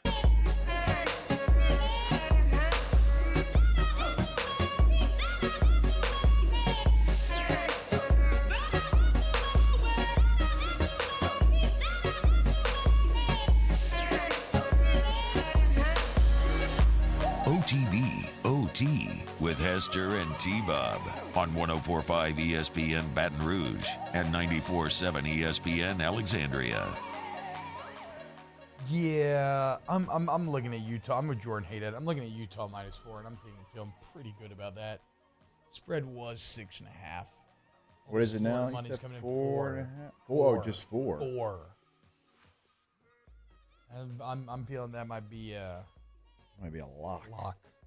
He used the lock emoji. Credit to Haydad. Hey, a couple of housekeeping notes here. First off, Scone and Tea going to be back today. Normally do it on Monday. Couldn't do this Monday. We're going to do it, I think, on YouTube Live right after the show. Probably about 10:30 a.m., somewhere around there. So if you want to listen, we'll preview Florida State today. And then how about this with Florida, Jake? Tomorrow, going to be the Florida Gators' first non-conference road game outside the state of Florida in 30 years. The last time that Florida played a non-conference road game outside of Florida was 1991 when they played Syracuse. So, and granted, I guess it's because you're playing like Miami and Florida State. So you're like, well, why would I go challenge myself? But I just thought it was kind of an interesting stat. Kind of a fun fact, if you will. Are you all ready to talk Corn Hub? You seem to be. I am ready. And it's because yesterday I entered the Nebraska-Minnesota portion of my research. And, you know, it's so interesting when you do this job because sometimes you have an idea. And you're like, ooh, do the numbers support this? And you go dive in and they don't, and the idea fizzles. Other times you have an idea and you dive in and you realize that, no, your idea is wrong, but there is something interesting there and everything changes. It's fascinating to kind of do the research and watch the evidence start to guide you in a direction. So when I started this journey yesterday, I fully expected to dive into previewing this game and be like, okay, Minnesota's going to win. Like, PJ Fleck and that Minnesota football team's been really good the last 3 years. They went at a very high clip, you know, maybe poised to take the next step, or at least that's what I thought, right? But then, Jake, and it's Nebraska to your one, Matt Rule, but then, Jake, you start to read, and the evidence starts to pile up a little bit. So it starts with what Minnesota lost. Of course, you can speak to Muhammad Ibrahim, All-American running back, their all-time leading rusher. Dominant guy. Major numbers. Changed that team. Yes. If he doesn't get hurt, they beat Ohio State 2 years ago. But it's not just Muhammad Ibrahim. They also lost Tanner Morgan, the longtime starting quarterback. He's the Sean Clifford of Minnesota. They also lost a guy that I learned about yesterday, John Michael Schmitz, who was their All-American center. What do we always talk about in football, Jake? Being good up the middle? Good up the middle. Pretty freaking rough to lose an All-American center, All-American running back, and a quarterback that started for 17 years. Yeah. And doing very successful 17 years. And? They lost 3 of their 5 DBs from last year's excellent pass defense. Including? Led the nation in FBS touchdowns given up with only 8. They lost 2 DBs to the NFL, one to Rutgers as a transfer, actually. Yeah. Including Jordan Howden, who just made the Saints 53. I was wondering. I don't remember the name. I was trying to get there. Yeah, he made the Saints 53. Okay. Very good player. Okay, so we can accept that's a lot to lose. Yeah. Right? Then you look, okay, how's this series gone recently? Let's dive in. Classic Nebraska form here. They've lost by 7 points 3 years in a row. So, I mean, look, that's what happens. You lose by, it is, you know, it's crazy. Nebraska was 3-9 last year, all 9 losses by 8 points or less, and had leads in the second half in half of those games. As we talked about, maybe the best 3-9 team ever of all time. So already the gap wasn't that large. Then you tell me that you lose all of that talent while Nebraska gains. And remember, when we looked at the recruiting, Nebraska is recruited at the same level or above every Big Ten team save for the Big Three. Then you combine Matt Rule, who I'm a big believer in, especially when it comes to fixing things like situational football. He talked about how in the fourth quarter their goal is to average 75 yards rushing, which sounds dumb, but I love that because I love the idea that the running game works like erosion and that you wear a team down over time. And you're like, okay, but Minnesota's losing guys who they replaced with. Now we arrive at the Greek rifle, Ethan Kaliakmanis. And he is the guy, this is the inflection point for Minnesota, whether or not they win this game, Jake. Because he had to play a bunch last year when Tanner Morgan got hurt. And he struggled at times, but he had some high moments. He led Minnesota to wins over Wisconsin and in the bowl game against Syracuse. And really, while the stats overall are bad, and while 247 actually has him ranked as the 67th out of 69 Power 5 quarterbacks, the Wisconsin game is something to highlight. Against Wisconsin as a redshirt freshman, he went 19 of 29, 320 through the air, 2 touchdowns, no picks. If that is the guy that develops and builds this offseason, then I think they probably beat Nebraska. But if he's more like the quarterback that completed 50% of his passes with 3 touchdowns to 4 picks on the year, and there's no Ibrahim, and there's no Schmidt, and there's no defense like last, I mean, I don't see why Nebraska won't win this game. I mean, I feel like Jeff Sims is arguably a better quarterback than Nathan. So I entered this thing in Minnesota for sure. I come out of it, and admittedly biased, I feel stronger than ever about my Corn Hub guys, dude. Matt Rule is going to pull it off here week 1, tomorrow. For the sake of this show and for the sake of fullbacks across the country, I think we need that to happen. We do. I think college football is better when Nebraska's better. It is a power that has been asleep at the wheel for a very long time. Mm-hmm. And it's the perfect opportunity. A team that's not great, not bad, kind of good in Minnesota. So, exactly, right? Yeah, it gives you an opportunity. It's a quality win that will raise eyebrows. And one where it's kind of easy to fall into lazy analysis. You're like, yeah, Minnesota should be better. Yeah. Until you start to look at it, like we talked about. Now, it is sold out. It's going to be a gold out for Minnesota, so raucous environment, which is always tough. But we also forget about Nebraska's ace in the hole. Do y'all remember Beer Fest? Yeah, of course. Okay. When they turn it, guess what? Hey, we're not that drunk, right? Nebraska is actually not that bad. Like they are, I get it, but they're kind of not. A lot of it was Scott Frost being really bad on game day. They're not as bad as their numbers should dictate. I believe in Matt Rule. I'm telling you, boys. I think the Corn Hub gets it done, dude. The Corn Hub.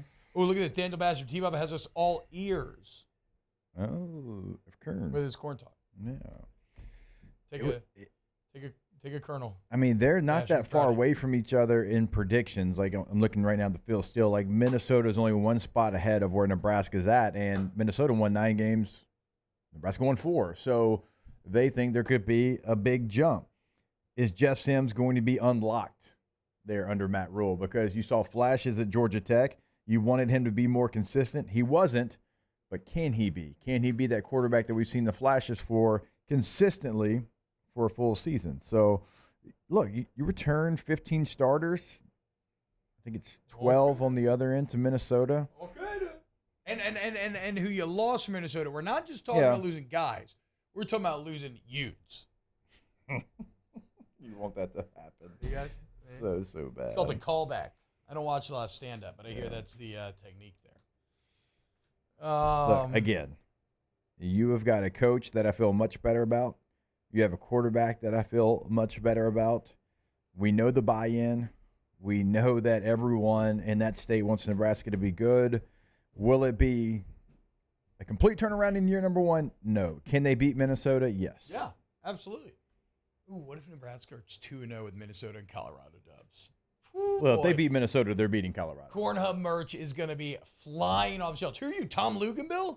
You out here saying Colorado's the worst roster in the country? I mean, if you look at it on paper, if you beat a Minnesota team that won 9 games at home on a Thursday night, I have full belief in you to go to Boulder and take care of a one-win Colorado team. Yeah, I mean, you got Matt Rule coming in. Okay, You just we mentioned know how Jeff you feel about Sims. Deanna. Here, relax. I'm just saying that I don't agree with Luganbill. Luganbill had a funny quote where he's like, "You think UMass's the worst roster? I think it's Colorado." And then he's like, "Sure, they have 2 NFL corners and a great quarterback." But I'm like, "Well, okay, I'm not saying you're good, but you can't be the worst roster if you're like trying to hand wave away. Yeah, they got 2 NFL corners and a good QB. Like, no, I get it. They suck in life. Like, I think I've lost $100 already for betting Colorado over 4.5. So don't get me wrong. 4.5? That's what it opened up at like 9 months ago, and I got hyped. Yeah, you got excited. And it immediately became one of the most bet unders in the country and dropped to 3.5. So if Nebraska starts 2-0, they're going to start 4-0.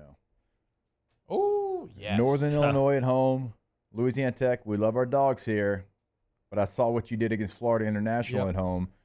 You'll start 4-0. Now you got Michigan, so you're not going 5-0. But if you can start 4-0, Michigan and then at Illinois, don't love you in those matchups. But then bye week, Northwestern, Purdue, Michigan State, Maryland. I can see Maryland going either way. Okay. But yeah, pretty frisky. This one's the one, though. So, you get this one. 1-0 will lead to Corn-0. And again, you can, well, I don't know the link off the top of my head, but I do sell Corn Hub merch somewhere. Allegedly. Allegedly. Haven't seen any yet. Well, the sweaters I told you don't, bro. This is bad salesmanship. The T-shirt. It's awkward. I don't know. I don't like the T-shirt that much, but I love the sweatshirt. Do you have pictures?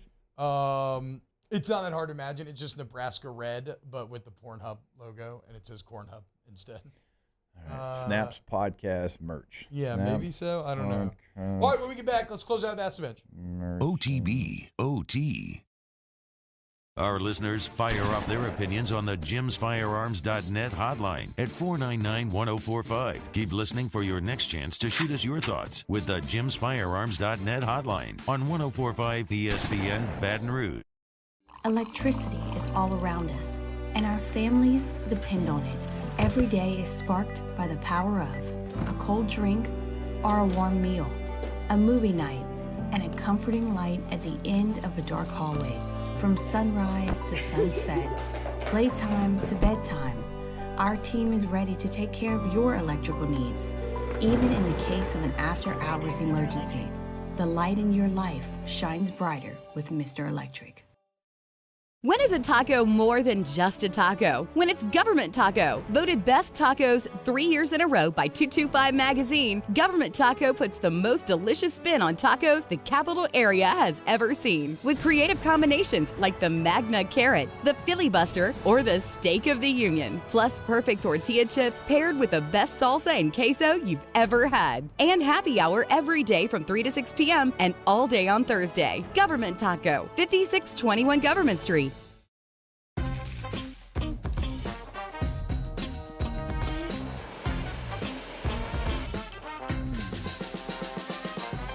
The best kept secret in town is out. Discover Tallulah at the Renaissance Hotel on Bluebonnet. The world's leaders in obesity research, obesity medicine, and obesity science are right here. We're doing something that no one's ever done or trying to answer a question that no one's ever asked before. Pennington is a real jewel when it comes to research. We are finding the solutions to the world's worst chronic disease, which is obesity. Louisiana needs Pennington Biomedical. There it is, the extra mile, on the border of expected and extraordinary for those willing to go further, like vans customized for work or play, with safety and tech to keep you connected, supported by a 5-star sales, service, and finance team, and backed by the 1-star you know. So go the extra mile. It's never crowded because so few have what it takes to go there. Mercedes-Benz Vans. I've been doing business with Luba for 25 years. They're dependable, trustworthy. It's just the attention to detail with our clients. Our folks have years and years of experience. They're highly trained professionals, but many companies have that asset. What I'd like to think makes Luba a bit different is that we use those talents in a way that truly is dedicated to serving the needs of the folks who depend on us. Scooncha, fall in the air. Fall is right around the corner, which means fall fishing is, which means it's time for you to take your boat to the next level with front-to-back boat service in a bunch of different ways. You want a custom stair job, you can have a ton of fun out there on the water. They can do that. What about a spot lock trolling motor? So you stay right where you need to in casting lines. Or sonar that's let you see the fish under the water before you cast. All of your maintenance needs as well. For 38 years, they've been at it and will continue to do so. The Sherman family of front-to-back boat service. Gulf Coast Office Products is a nationally recognized Savin office equipment dealer based right here in Louisiana. Over 100 employees strong, Gulf Coast has the boots on the ground to support all vertical markets, from education, engineering, legal, and finance. With the latest in office technology, from desktop to production segment units, Gulf Coast and Savin have the perfect fit for you. Call 225-756-2644. That's 756-2644 for Gulf Coast Office Products.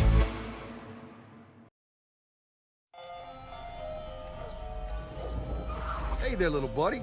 What's the matter? What's the matter? It's Kate Voisin inviting you to join me, Coach Todd Black, and Coach Jimmy Roy for the next edition of Louisiana Prep Weekly. This week's special guest is Struma head football coach Sid Edwards. Louisiana Prep Weekly, Wednesday nights at 6 on 104.5 ESPN Baton Rouge.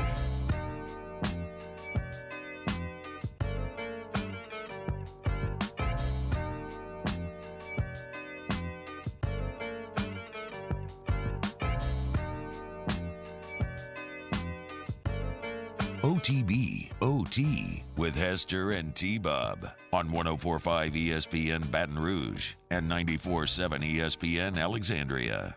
I agree with this. Daniel Basham says this corn hub sweatshirt make a great white elephant gift. Hell yeah, I agree. Congratulations to Daniel and Scott Dice for joining the Hub Hive, the Corn Hive, the Husk Hive, I think is what we're calling it. Then I agree with E. Goddard, who says Mexican street corn is highly underrated. Mexican street corn is one of the most delicious things you will ever eat in your entire life, when done correctly.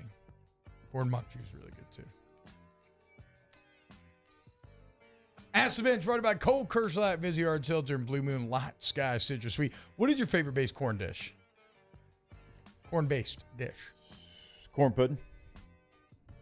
Oh, God, I forgot it. Yes, dude. Corn pudding is incredible. Oh, my God. I like a good elote loco. What's elote loco? It's like corn, mayo, Parmesan cheese. Oh, that's like Mexican street corn. Yeah. That's what I think of it as. Yeah, Common in Latin America. That's what I call it. Yes, I agree. Elote loco. Elote, that's corn, loco. Elote. Okay, elote. Crazy corn? Elote, yes, pretty much. I'm going to go cornbread. Yeah, also amazing. Fantastic. Heated cornbread.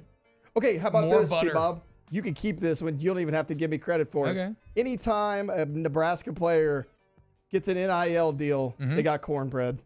Okay. Hell There you yeah. go. Just thought of it. You're welcome. Stacking that cornbread. Now we're see. Look, Taylor, I'm proud of you. Just cite your source one time and then Yeah, you can move on. do. Yeah. Ask the Bench, best and worst uniforms in college football. Best. Best or keep it simple, stupid ones. Yeah, I like Michigan.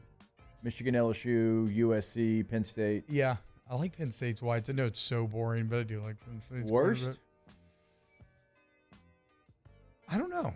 I'm not a big uniform guy, though. I have awful takes here. I have nothing. I never liked Tennessee's black and orange combination. Oh, that's awful. I got to think it be looks honest. bad. Tennessee orange in general. I No, can't Tennessee do. orange is awesome. I'm trying to want to get on the black and orange. I don't like It only plays at Halloween. Any Yeah. school that doesn't. Now, Tennessee has a little trim, but if you don't have black in your scheme, don't wear a black uniform. Like, I'll only take that in October. If they want to wear it in October, I'll allow it because it lines up with spooky Somebody season. mentioned it. That's who I was thinking. When Maryland switched to their state flag uniform, terrible. Bad. I kind of liked it, part of it, but yeah, it was pretty bad. But like It was they a lot. went to No, it was a full lot. time. I Like as an know. alternate, it's not terrible. But like as your full uniform, Yeah. Ask the Bench, in honor of National Beach Day, what's your favorite beach to vacation on? Beach, please. I don't know. Life is a beach. I don't know that I have like a favorite beach. Does the lake count? No. As a I don't know if beach? you have sand, yeah. I mean, if you have a little, We did dig out a little. Yeah, we dug out a little area that we have stocked with sand for like 30 years now. So we do have like a tiny little beach. Answer for me is definitely Miami, A South little Beach. beach at Lanham Point, and I think I've been to Orange Beach the most. I'll just go there. I've been to Panama City Beach the most. I saw a Florida State fan at South Beach. Told him we owed him one last time I was there. Good. Proud of you. Think he remembers that? I think so. He's thinking about it right now. He didn't sleep at night because of it. Yes, it's his motivation for game week. Ask the Bench, who makes the best homemade biscuit? Oof. I'm looking for answers. Now, you know who has a great biscuit? It's a chain restaurant. It's Cracker Barrel. Yeah, they do. Great They do. biscuit. I'm trying to think. I mean, obviously, you know that I think that all things from Simple Joe's are really good. I'm trying to think about. I had a really good biscuit sometime recently. Frank's right around here. They got one in Really? Baton Rouge, one in Prairieville. They have a good biscuit. I could see that. I mean, it's, and let's be clear also, there's a lot of good biscuits out there.